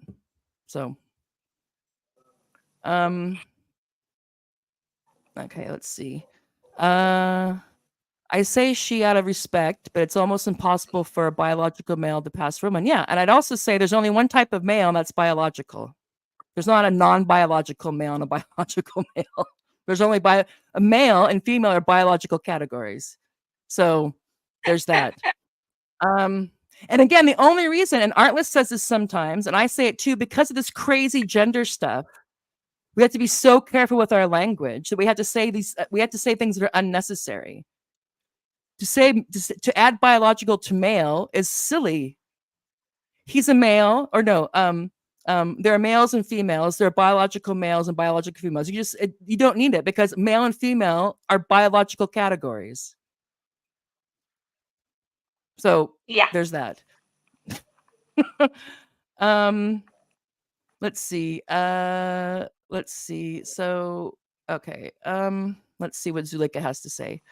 But I appreciate Akra. I appreciate you coming on, listening to us, and sharing your questions or concerns or comments. I do appreciate that. And I also appreciate that not everybody has been in the trenches like Artless and others of us have for years and years. So when we see something like this for the bazillionth time, we can be kind of like, what? You know, but I appreciate you uh listening to the podcast and participating in the comments. Um, so okay, so Zulika, gender as a performance, I understand. Yeah. Um, I understand it's deeply reductionist. It's the other stuff that mortifies me. The obscurantist language. Yeah. So I think this is because she's also Zuleika is Yeah, also talking back and forth with A Crow. Um, yeah. I think what Zuleika is saying, and I would probably agree with her. That's what she's saying, which is we do understand sex as being different. Sex is a biological feature. Gender is a social construct. They're two very different things. Gendered scripts and roles are what are applied to sex, and if anything, you would understand that women have spent a millennia trying to fight against the gender roles that are imposed upon our sex by the various societies that we live in, which is why we're critical of gender. Because what's gender ever done for women? All it's done is fuck us up. Pardon my French. It says, oh, if you're a woman, you have to be like this, you have to do this, you have to do that. Those are scripts that society imposes on women because of our sex bodies. So it's not that we want to then embrace those gender stereotypes which we spent lifetimes trying to fight against. We're not going to embrace that just because some men have decided, oh, we want to go with this gender stereotype, which is if you're a woman, you must wear the sexy clothing and you must, look like a pornified Britney Spears, and that's the best way of woman better than any other woman you've ever met before. womaning, Those are womaning. exactly the kind of restrictions we're trying to break out of. Yes, How have you womaning. womaned today? Yeah. Yeah. You Well, know, also to open it this to is the open it thing up. that I Yeah. think. Yeah. Yeah, it's ridiculous. And I think, the very fact that you're trying to tell us, a crow, that, oh, gender and sex are different. Yeah, we know that they're separate. We've always known that, which is why we've always had every kind of woman. We're from butch woman to lesbian woman to whatever Mhm. woman, because we understand very well that shorter hair on a woman doesn't turn her into a man. We Mhm. were totally comfortable with it in the 70s, the 80s. I mean, come on, like, Yeah. radical feminism has been full of women who, break gender norms all the time, and it's not been an issue at all. Didn't turn them to men. Yeah. And Prince never said he was a woman. Just to throw that out there. Uh-oh. Uh-oh. Is she back? Hopefully she's back. Artless has been thrown off. Hopefully she comes back in a moment. Oh, good. Yeah, you came. I'm here. I just used Prince as an Back. example because Okay. he was playing with gender norms, especially with the way he dressed, and he never said he was a woman or non-binary. I mean, I don't know what he would have said if he hadn't overdosed, sadly. Um, but I remember all this in the 70s and 80s with people like androgynous and kind of gender bending. No one was ever saying they were actually a third sex or no Yeah. sex and I remember I saw this great meme, and it was a while back when I first became a turf. My transition. It's really a consciousness one though. And it was like uh like a stereotype, a gender stereotype would be like, okay, so women do the dishes, and a fem and maybe a feminist would say, well, no, anybody can do the dishes, and then gender ideology would say, well, whoever does the dishes is the woman. So it'd be like, of course, they don't want to do the dishes. It'd be like whoever gets penetrated is the woman, yeah, or whoever's wanting to be wanting male attention wanting to get that male attention through I don't know what I mean. Again, I can't be in people's minds. We can only base things on what people say and what people do. And there are people who have really have gone the extra mile researching this, both the political and the economic, and the psychological and the porn and the fetishists and the sexologists and all this stuff, trying to get at what's really going on here. And one thing they all agree on is Yeah. that this is such a crazy, confused word. They're putting so many people under this term that do not belong together. So, and then calling it an identity that needs to be affirmed and recognized and is odd. I don't know when this happened, this identity washing. And like, okay, well, if something is problematic, just make it into an identity and then, attach rights to it. It's like, well, okay.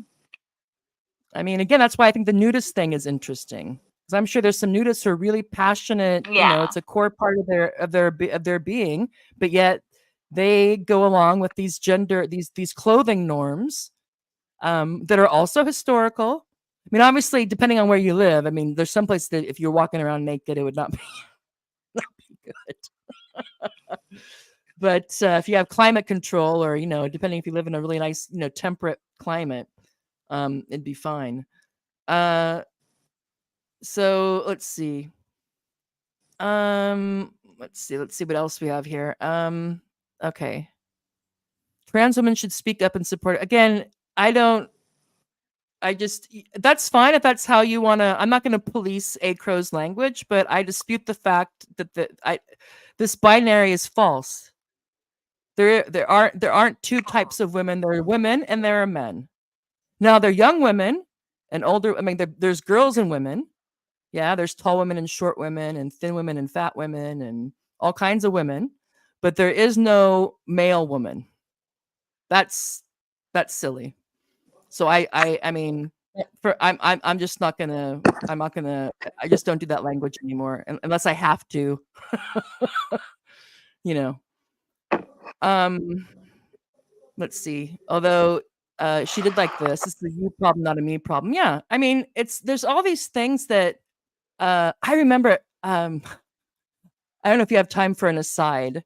How much time do you have? Because I do want to get to the actual the stuff that's been coming out of labor the last I week. kind of need to leave in about 5-10 minutes. Okay, well then we Yeah. have to really. I'm gonna have to So stop this I then. need to leave in about the next 5 to 10 minutes.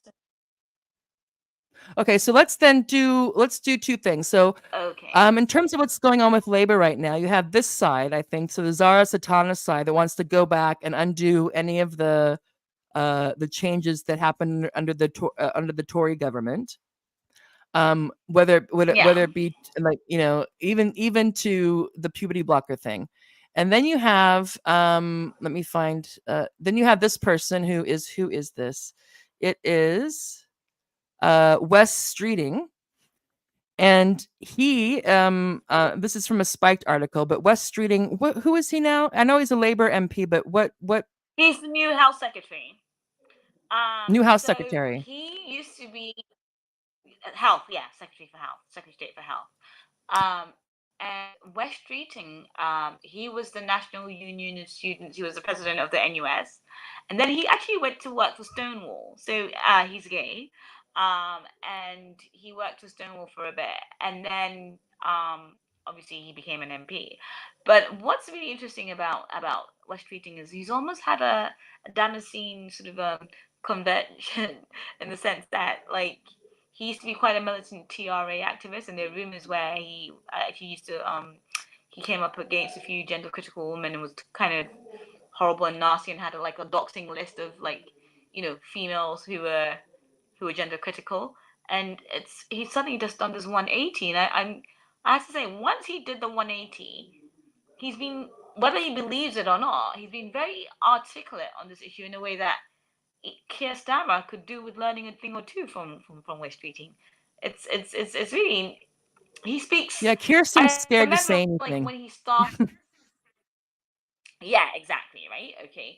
And more often than not, you'll find Wes Streeting being really eloquent on the issues, even if he is defending trans quote unquote rights, but he's also being very clear about the language that he's using. So, for example, when the Labour Party just could not admit that a woman was an adult human female, and he was asked, I think, on radio, and he's like, "Oh, well, women have vaginas and men have penises, and there goes my that's all I knew. That's my biology lesson done just there and then." And it's like, it was just so refreshing and straightforward to hear that, and miss the sea change of people going, "Oh, we don't know what a woman is. Oh, it depends on the context. Oh, well, He was just Yeah, like, no, no, no. this feigned ignorance is really irritating. Yeah. Yeah. Okay, so anyway, he has what Yes. go ahead. Yes, I was gonna say. So yeah, so he's been shadow Health Secretary for a while. And obviously now that Labour are in government, he is now the Health Secretary. And when the CAS report came out, so for those who don't know what the CAS report is, there's a brief background to this. Sometime around 2018, 2019, there was this massive court case within the UK of a young lady called Keira Bell.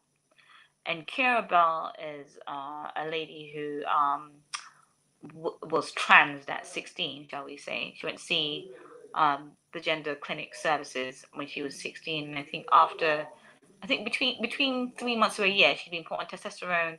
She had a mastectomy, like, I think 2 years later. So she had the mastectomy at like 18 or 19. And I believe she's had regrets about that, because what she's written about that to indicate that she was a gay woman, and when she went to therapy or when she went to see the gender clinics, she'd obviously had quite a difficult childhood.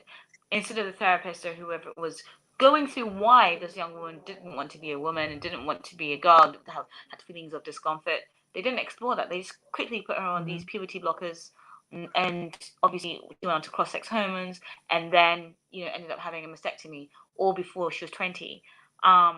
So there was this massive court case that she brought, and she won the first time. Then it was appealed, and then the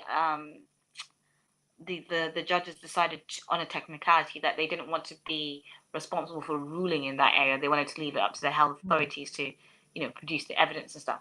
But what the Keira Bell case marked was, for the very first time in a court of law, we were actually hearing in real time that there was no evidence base for this puberty blockers being used for gender dysphoria. There was, obviously they used it for precocious puberty, but that's a completely different cohort yet again.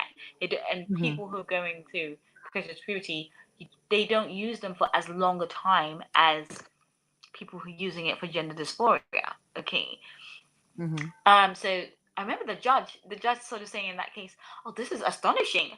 And it was literally, I mean, anyone who understands British, I mean, that was basically like a what the I mean, fuck. if But this is not a case study on yeah. why you shouldn't just blindly trust experts, this is one of them. Yeah. And yeah, so just a lot of revelations came out of that particular court case, where it was sort of like, and out of that, and the sort of the questions that emerged from the way that gender clinics were treating this cohort. Because I think that's when we discovered, for example, that there was this 4,000% rise in young girls who were that this could be possibly a social contagion. We also found out that doctors who were supposed to be monitoring or keeping files on what was going on, the medications they're using, they weren't doing this. And Keira Bell was a very classic example, someone who'd been fast tracked through this system, where had she been given the time of the exploratory therapy to sort of really examine the reasons why she felt like she wanted to be the opposite sex, we wouldn't be in a situation where before she was 20 she'd had a mastectomy. Like, she was failed miserably, and that shouldn't happen to any other young teenage person. I obviously talk about it more from a female perspective, because I'm a young girl. I was a young girl myself, and I also in my teenage years you look young, Arliss. Thank young you. girl. I didn't like being I identify as a young girl. like most other. Who are you to tell me I'm not? Yeah. Sorry, go ahead. Yeah.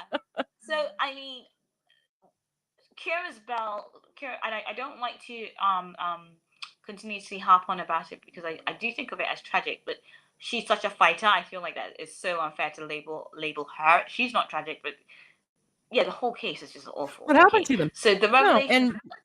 and Sorry, Tara. no, I just Yeah, wanted to go say on. that also there was Hannah Barnes who from the BBC who did I think she was BBC who did a research at the people at this at the Tavistock.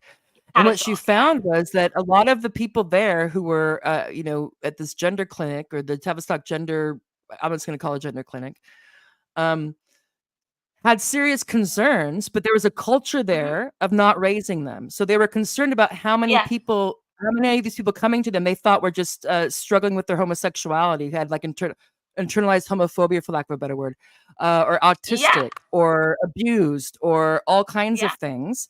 Well, I guess I think the technical term is comorbidities.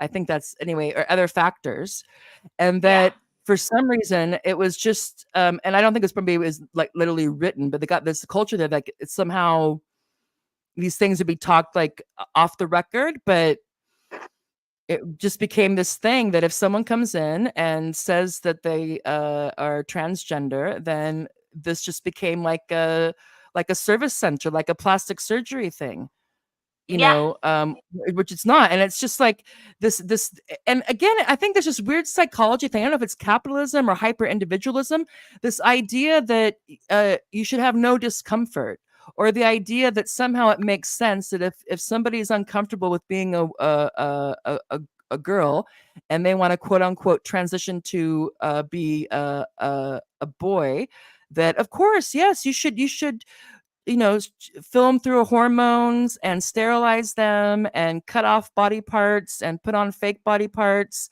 And yeah, no, there's just some things that aren't a choice.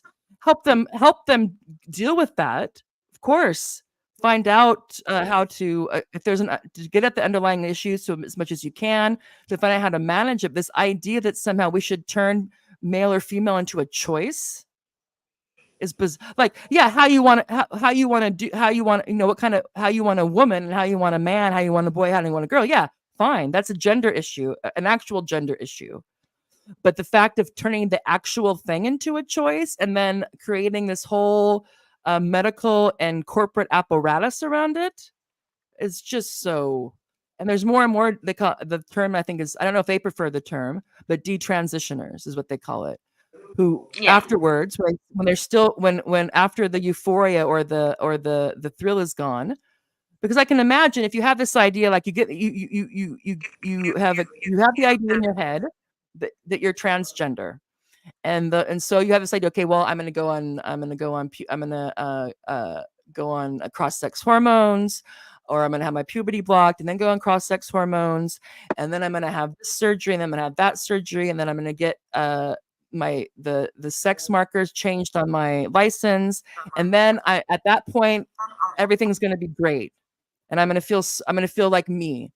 And then when they keep on going down these steps, but the problems they were having uh continue, um, don't go away, then they realize when all the issues that caused them to think that they were transgender don't go away after this process, I think that triggers a lot of what they call Hmm. detransition. They realize, wait a minute, this was not.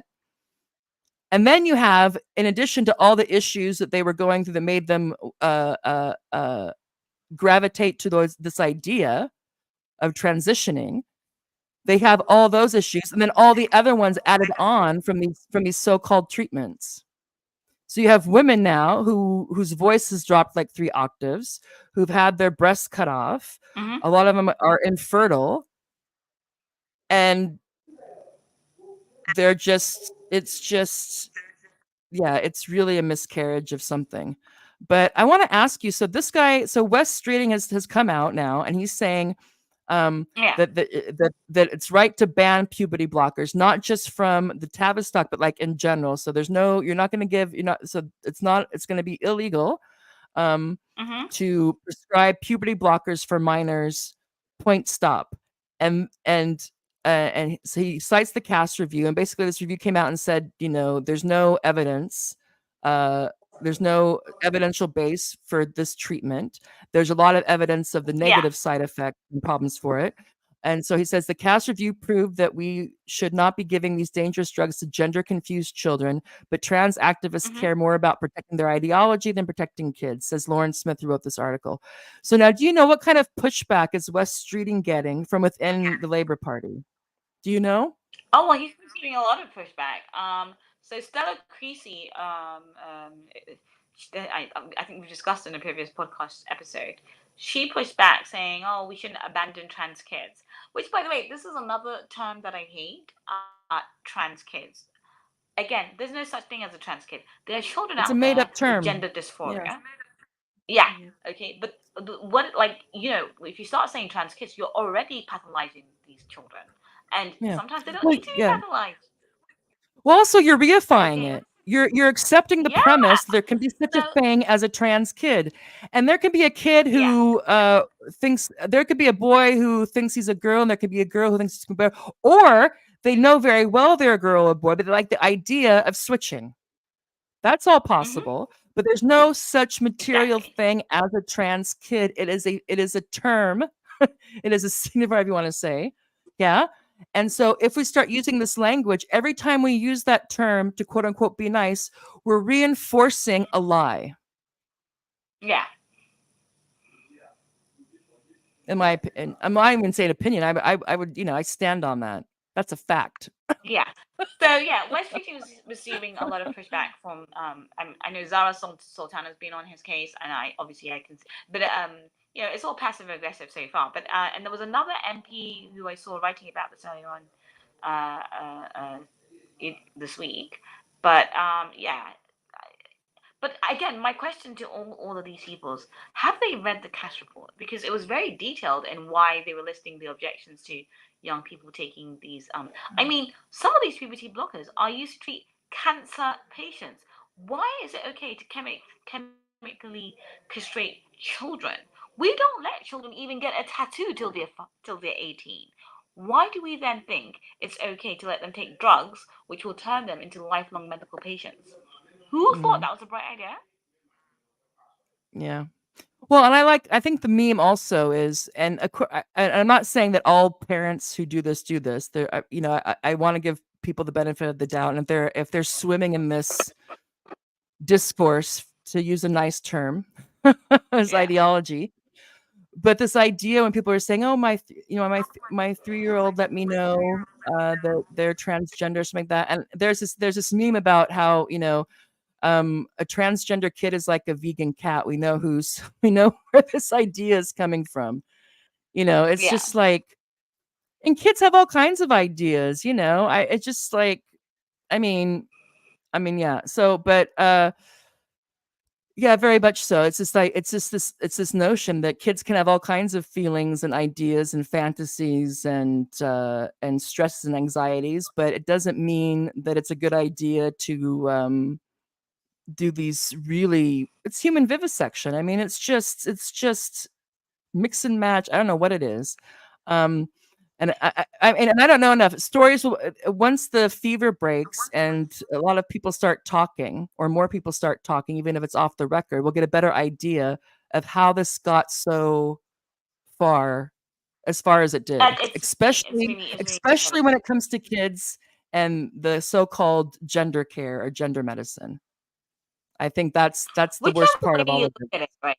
In addition to men and women's prisons, it's the kids that's the worst part for me.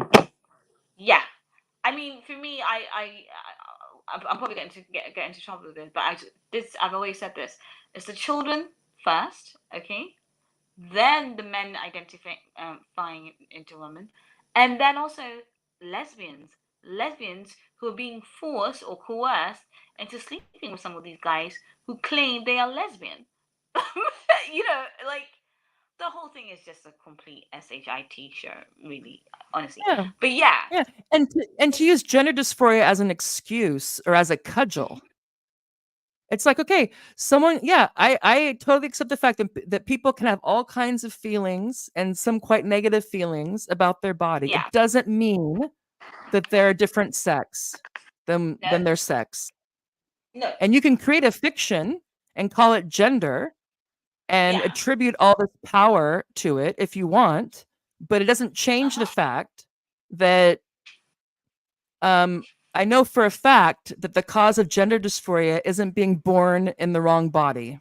Literally, I mean, literally, you can feel that way. You can that story that's a metaphor for trying to explain to understand yourself and to explain to others how you feel. Okay, but it Yeah. doesn't mean it's true. No. I could feel like I'm reincarnated from who knows what, but it doesn't. And I could really feel it and like the idea of it, but or I could think I'm possessed and hate that I have some sort of weird demon in me, and that's all. It's a way of understanding something, but it doesn't make it literally true. So I don't think gender dysphoria, however you define it, is a justification for any of this stuff. No. Now, what I'm not saying is, I'm not saying that people, I'm not saying that if that we should police how people dress.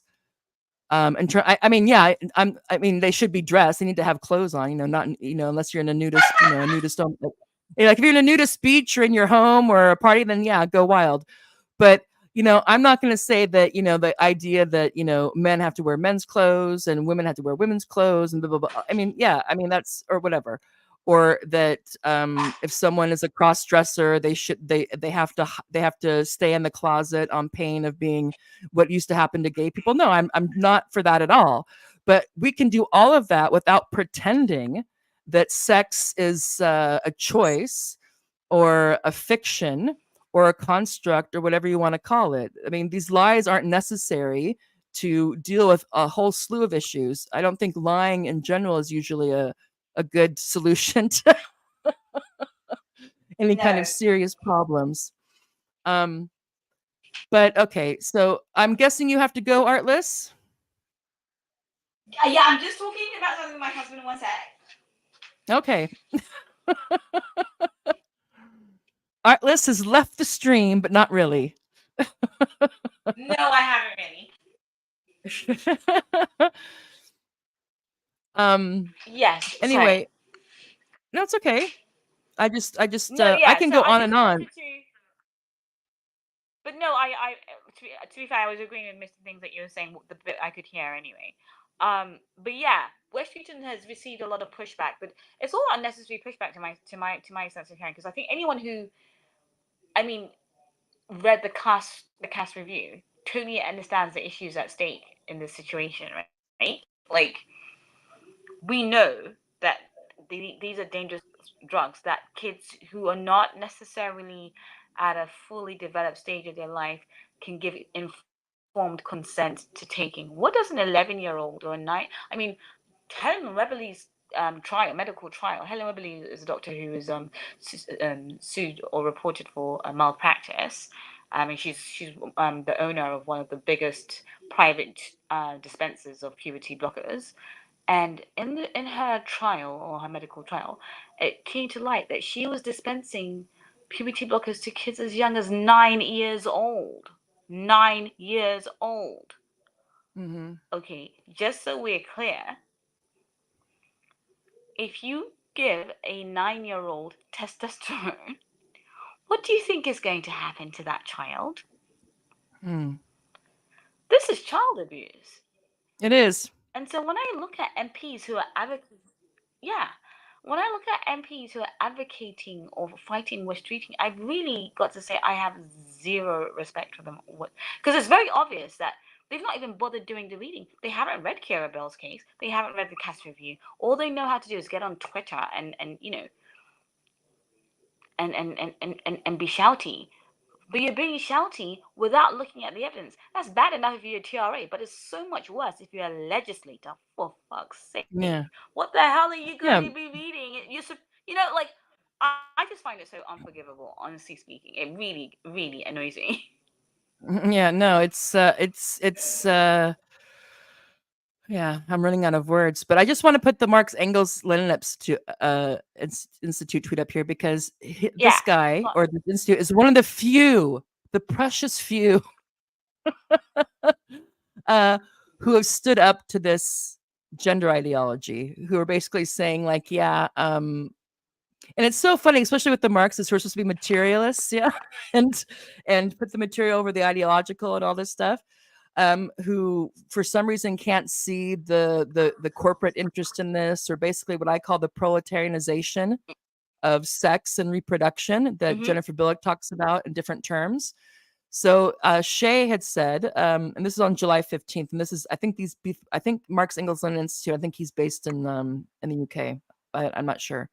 So Okay. Shea said the men who are complaining about the ban on puberty blockers definitely would have been in support of Pi or Nambla, which is basically like minor attracted people, or basically pedophilia. Fundamentally, the two Yeah. movements are the same. And they are the same. These people would advocate for children's sexual freedom and the ability to consent. If either organization was still popular Mm-hmm. today, you'd be called something something. And the person who runs this Marx Engels account said this is all too true. The Western left's embrace of liberalism has led them to the point where they are prepared to defend child abuse. I think it's true. Correct. Yeah. Under the guise of this fantastic civil rights stuff, children's freedom, and or everybody's freedom, sexual freedom. Okay, yeah, you should. I mean, you have freedom to an extent, but nobody has I mean, this idea that somebody has the right or the freedom to identify into a group they have no business being a part of. Like literally, like if They a don't man wants to be a essentially woman, qualify for that it's group. crazy. But no, it's liberatory. It's like liberatory for who? And this idea that any constraint is somehow terrible, you know, any obligation or responsibility or any requirement to suppress your desire at some point is somehow anathema.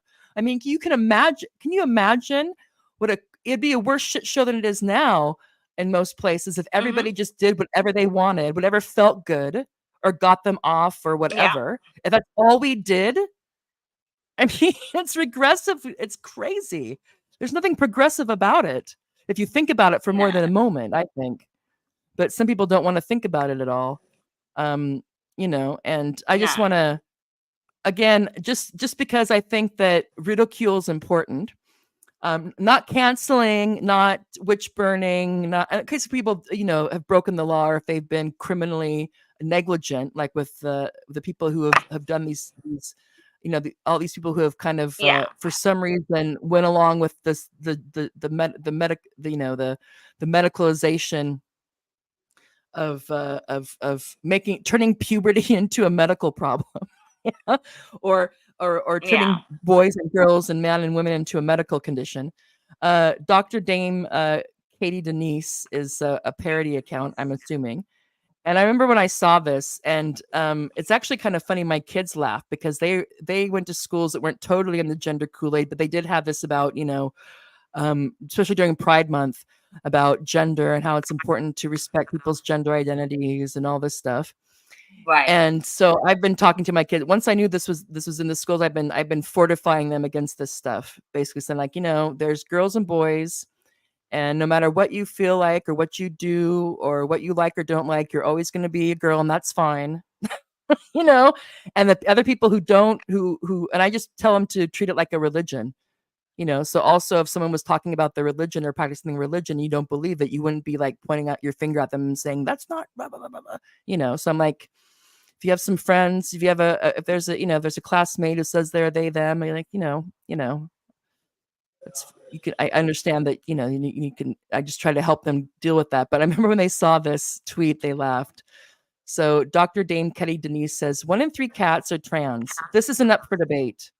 Mildred is an aerophobic, autistic, demi-queer pan-womanix. She's allergic to Al's chutney and the French. Where is her representation in society? Who will give her a voice? I see you, Mildred, and I validate your truth. That's crazy. That's hilarious. And again, I want to say that what we don't know, and when people say TRAs, it's the idea that a lot of people who are trans rights activists, the most rabid, like no debate, trans women are women. There's 2 types of women, and there's no, no one so that who would tell Artless and me that we have no priority, or we're no more of a woman than Caitlyn Jenner is. Those type of people. A lot of them aren't trans at all, or they don't identify as trans, And they have this idea of this group who they've somehow made it their mission to they've decided they can't have any kind of the path has to be totally cleared. And again, there are people who say that who don't like the word transgender, they prefer the word transsexual, who also speak out against this. Say, look, I'm a transsexual man. What that means is that I'm female, or male, like like Blair. Blair's one example. So Blair, it says she's transsexual, and I say she because even though it's a he, but Blair never says I'm actually a woman. Blair will say, no, I'm Yeah. male, I'm a man, but I have, I've had dysphoria. She said I've had she considers it a medical. She said, Blair says it's a medical, it's a mental illness. I've had it since I was really young, and I think that Blair was mid-20s, maybe mid to late 20s or Oh wow. something, Okay. and then went on the cross-sex hormones and had top surgery and had several things, had a lot of facial plastic surgery on the face, but didn't have nothing below the waist. Bottom. And Blair had said, Yeah. and Blair is very critical of what she sees, these over-sexualized, what she thinks is like AGPs or transvestite men, because Blair says, I have no sex drive, zero. I have no interest in sex at all. And that's what these treatments do to you. If you go on the treatments and you have your male hormones suppressed and you take cross-sex hormones for a certain amount of time, your sex drive gone. That's what Blair says. And so he's very critical of these like AGPs, who's just like, this is not. And again, I can't speak I'm not an expert in all this stuff, but I think it's really quite telling. When even these people who supposedly, these MPs who, want, who are saying that puberty blockers are a human right and, all this stuff, that you have a lot of people who find the term transsexual useful. And I know people have issues with that, but just as a comparison. Well, yeah. Because I think it's important to make the distinction, because a lot of the people who are the loudest, the most militant, the most nasty trans rights activists don't identify themselves as trans. So they've taken up this group who they decided have to be, protected and can have no it's a boundary on their gender identity. And they're the ones who will, will call. Yeah. Being a TRA is a license for misogyny. So of course, just like I was saying about how you get people, or you get predators who will flock to a sacred caste, so will you get misogynists who will flock to being TRA because they realize they get a free pass. Oh, you want to be nasty to a woman, you want to call her a BITCH? Well, just call yourself a TRA and you'll get a free pass on that, Mm-hmm. Because you're protecting the quote unquote trans women. And if you're protecting trans women, you can say, of course. Do almost anything to us regular old women. I mean, that can't be, that has to be, I mean, there's that, I mean, yeah. And we have a name for it. We call it woke bro, but yeah. So Zuleika, it didn't take, this is from back when we were talking about gender trouble, about what the re-education camp would be like. So she said, it didn't take me long to break reading Gender Trouble. Yeah, it's not the easiest read. Right. And on that note, okay, so and then Acro said, I didn't break, and I understand gender as performative thing, but biology cannot be trumped by performance. So Acro and us agree on that. oh wow. Let's see. Yeah. So as I know you agree, but also I don't think trans women and trans men have genuine dysphoria. So it's I do think, okay, well, yeah, again, we talked about that we're not saying that gender dysphoria, that people who say they have gender dysphoria, or who find that term useful to understand what their experience, or therapists that find that term useful or diagnostically useful. We're not saying it's a lie. We're just saying it doesn't indicate that that there's such a thing actually materially as being in the there's no male bodies, there's no female brains in male bodies or male brains in female bodies. There's none of that. So people have desires and compulsions and fears and neuroses that get labeled as this, and then we have this process again from John Money going way back when, because before there was these terms and there was people who were trying to come up with ways to quote unquote let people transition. These concepts weren't around, so you had people who weren't who were gender non-conforming, and there's various words for that, but it wasn't possible to change your it was just this whole thing. People forget how conceptual we are. Yeah. And so what came first? It's like the term, the discourse, and so you have some people's behaviors, you have some feelings, you have a guy with money, and other people come up with this theory and these terms and these diagnoses, and all of a sudden you forget that at the core of this is a fiction. But yeah, I'm gonna quickly see if there's anything. Let's see. Yeah, does anyone even remember Leah Thomas? Yeah, we know Leah We do. Thomas. And Leah, he's been banned from the Olympics. He wanted to swim on the women's team, and they said no to him, so that's good. Yeah, she was twice he was. Yeah, I mean, it's clear. Yeah, we can see it. I mean, this is the thing, is it's clear as day. It's like telling somebody it's raining when you're pissing on their foot. Let's see. Zuleika, gender is a performance, I understand. Okay, sure. You talked about that. Let's see. Tara, I'm gonna have to leave. Okay, it's fine. Okay. So yes, Artless, anything you want to say? I'm just going to go through, since the people took the time to write the comments. I'm gonna put them up on the screen. But if there's anything you want to wrap up, thank you everyone for joining. Yeah, if I could just ask you Thank one you, question though, everyone. if I could ask you one quick question. Do you think that Wes is going to win out? Do you think that that there's too much information now with the Cass report for the people who were the total TRAs on labor to really make much headway? Or do you think he'll cave and we'll regress back 5 steps? Do you have any? I know it's a crystal ball. I don't think that he's gonna go back and cave, because I think Cass was a very comprehensive report. And I genuinely feel like Cass. I always wondered what it would take to break the dam, and I think Cass was the one that broke the dam. You know what I mean? Like, it's a medical professional. It's a medical report. She's a very well-regarded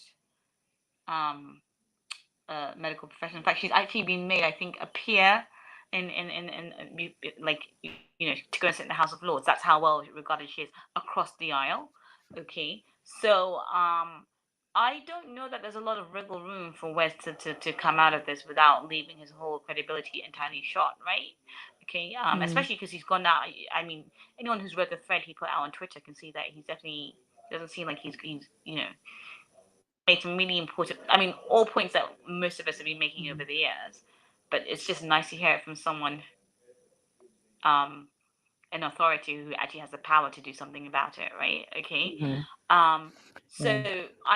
But that's not going to stop the other side from trying, right? But that's another facet we've also become very used to in this battle, that they always try and push their luck, and they've tried discrediting the Cass report, but it's such a comprehensive report.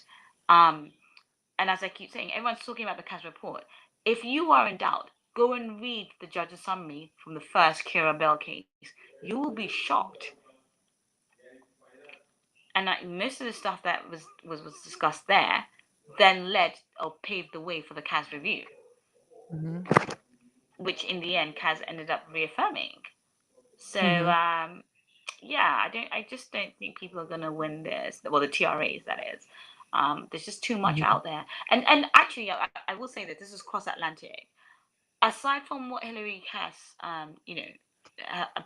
aside from her report, WPATH, which is the regulatory body for transgender care and stuff, I was reading something in the New York Times recently, and I was really shocked to see that they brought out their new transgender guidelines recently, and apparently during the process when they were trying to flesh out what the new process was going to be, they had a discussion with someone from the Department of Health, Rachel Levine's Oh department, God. and I'm sure Tara will explain what I'm not Oh here. God, no. And they Yeah, but not, actually, I mean, not tonight. yeah, they actually You. made WPAR take out their recommended age limits. Um, so in the UK, as bad as it is, no, children under 16 cannot have surgery. And obviously now we've Mhm. blocked the puberty blockers. But in the USA, that I think from 13 going, people can do this, and they are doing this to their kids. It's just like the wild wild west Mhm. out there, There, and also just to add And of that course, it's why wouldn't state they by be when you? state. It's state by state. So different states have different rules. The federal government in the states could rule Right, on it, right, but the Democratic Party has swallowed this whole as well. But the federal government, just like with abortion in the yeah. states, the federal So government could pass the policy. But as it is now, this is a state. It's a state by state. So some states have to decide what age they'll allow this yeah, stuff to be provided or done to people. yeah. Yeah. So yeah, you can see that in the states they've just gone completely gung ho. So yeah, I just don't think it's. I think the genie's out of the bottle, and the people Mhm, are becoming alert a lot more to the mhm, harms that come with this, right? I guess mhm, in America, what's going to shift it is going to be lawsuits and things like that in the end, and that's what's going to shift it because Americans respect mhm. money more than they respect anything else. So, a few Yeah, the losses there insurance here and thing. there Well, might and that's actually, why, and I think, yeah, and we'll have you back on because there's so much stuff because what Trump says his position on this, and of course he's transactional, so it can go back and forth. But for the last year or so, he's been pretty yeah, consistent that he would ban any kind of gender treatment for minors. Um, and then yeah. also he said, and So yeah, I'd this is love why to I come thought, back and talk about oh, it. sorry, I'm sorry, I sorry, sorry, I'm do. sorry, I'm sorry, I'm sorry, I'm sorry. Thank you, Artless. Thank you. Thank you for having me. Bye bye. See, I need to respect her boundaries. Okay, so Artless is gone. I need to respect Artless's boundaries when she says she has to go.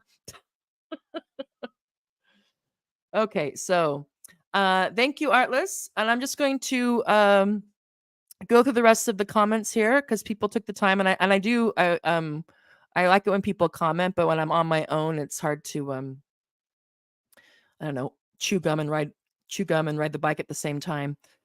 So Zuleika, Sultana adopts TRA talking points as a young MP with ministerial ambitions, but gender ideology needs to be debated publicly, critically, and fiercely.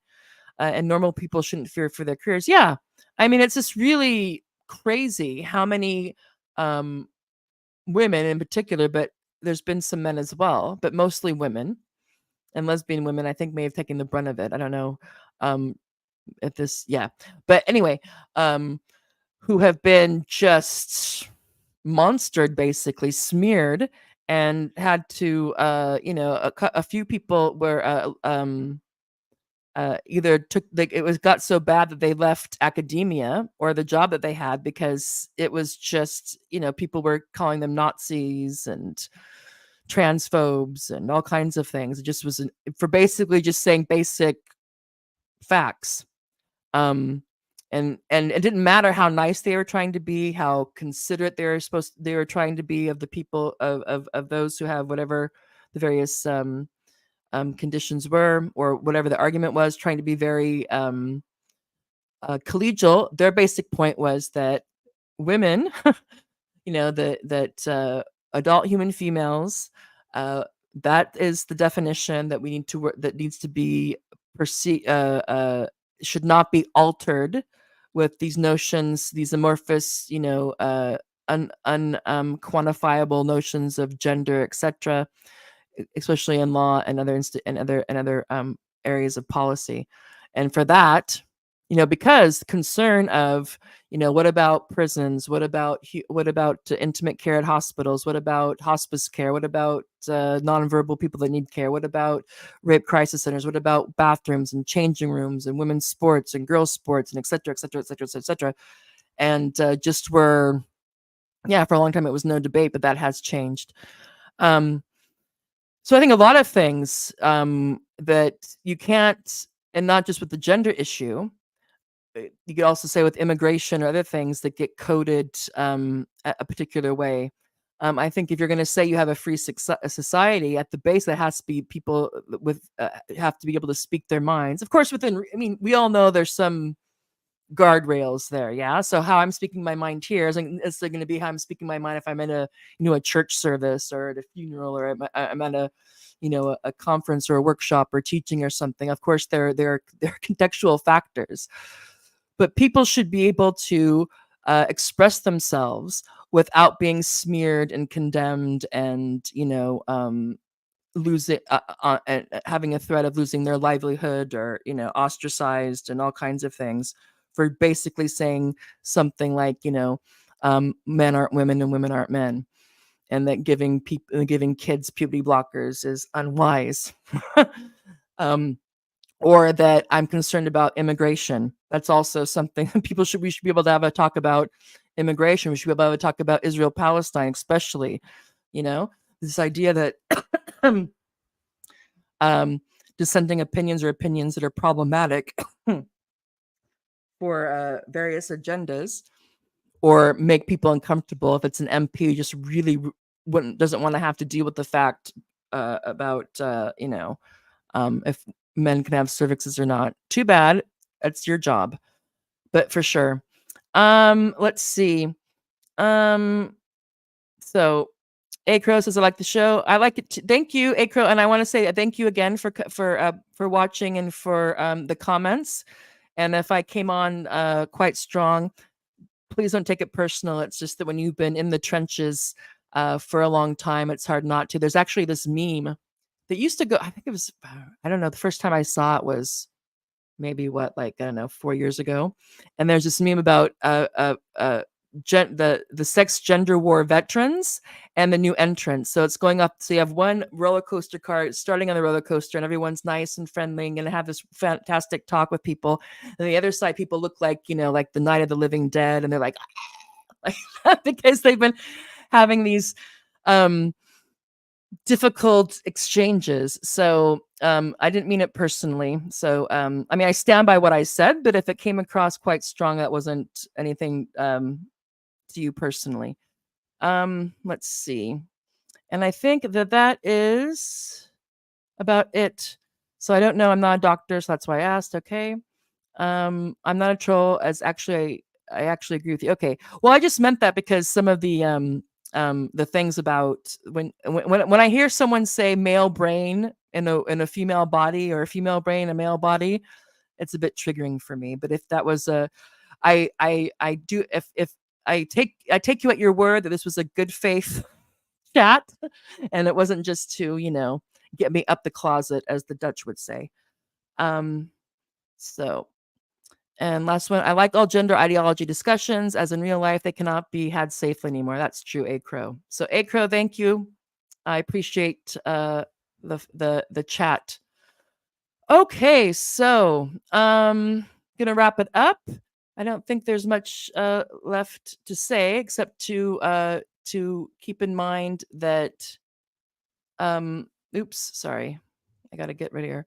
That women's rights become meaningless if men can identify as women, and children's rights also become meaningless if adults can identify as children, and all these types of things. So pretending that women and men aren't distinct categories of people is not the way to handle any of this. I think that truth and normally is the way to go. And so to keep this based in fact, and then have discussions about what to do for different in terms of whatever grievances or dispensations or whatever it is that different groups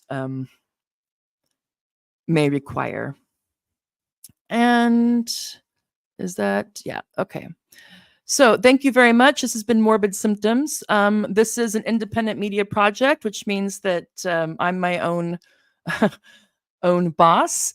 And I would like to do this full time for as long as I can, in terms of, around 1 or 2 podcasts a week and Substacks. Please check out my Substack at It's Morbid Symptoms Substack. I'm also doing X articles, on X for a while, to see if that how that goes. So please check out my articles and my Substacks. Please comment on them. I appreciate the comments, even if I respond directly. That's I don't mean anything personal by it typically. And also, a lot of the Substacks and both the Substacks and the X articles are not final words on something. It's often a topic or an issue that I'm either there is no one answer to, or I'm working out my how best to capture it, how best to conceptualize it. So if anybody wants to read those and has a comment or a question or a suggestion, that's great. Anybody out there who has a morbid symptom that's bugging them, or they think we should cover, or they would like to come on and discuss with us, please DM me or text me. You're more than welcome. And in this crazy world, let's keep hope alive, and hope for the best. And what can we say? So I'll leave it there because I'm rambling. So I'm going to take that as an indication that it's time to go. But please do like and subscribe. It really does help with this thing I'm told is called the algorithm. So please do like and subscribe. Those of you who, I know that times are tough and there's inflation and all that, but if anybody does likes the content that we're providing and can become a Patreon or buy me a coffee or anything like that, all of it will go towards keeping me from having to find a wage job.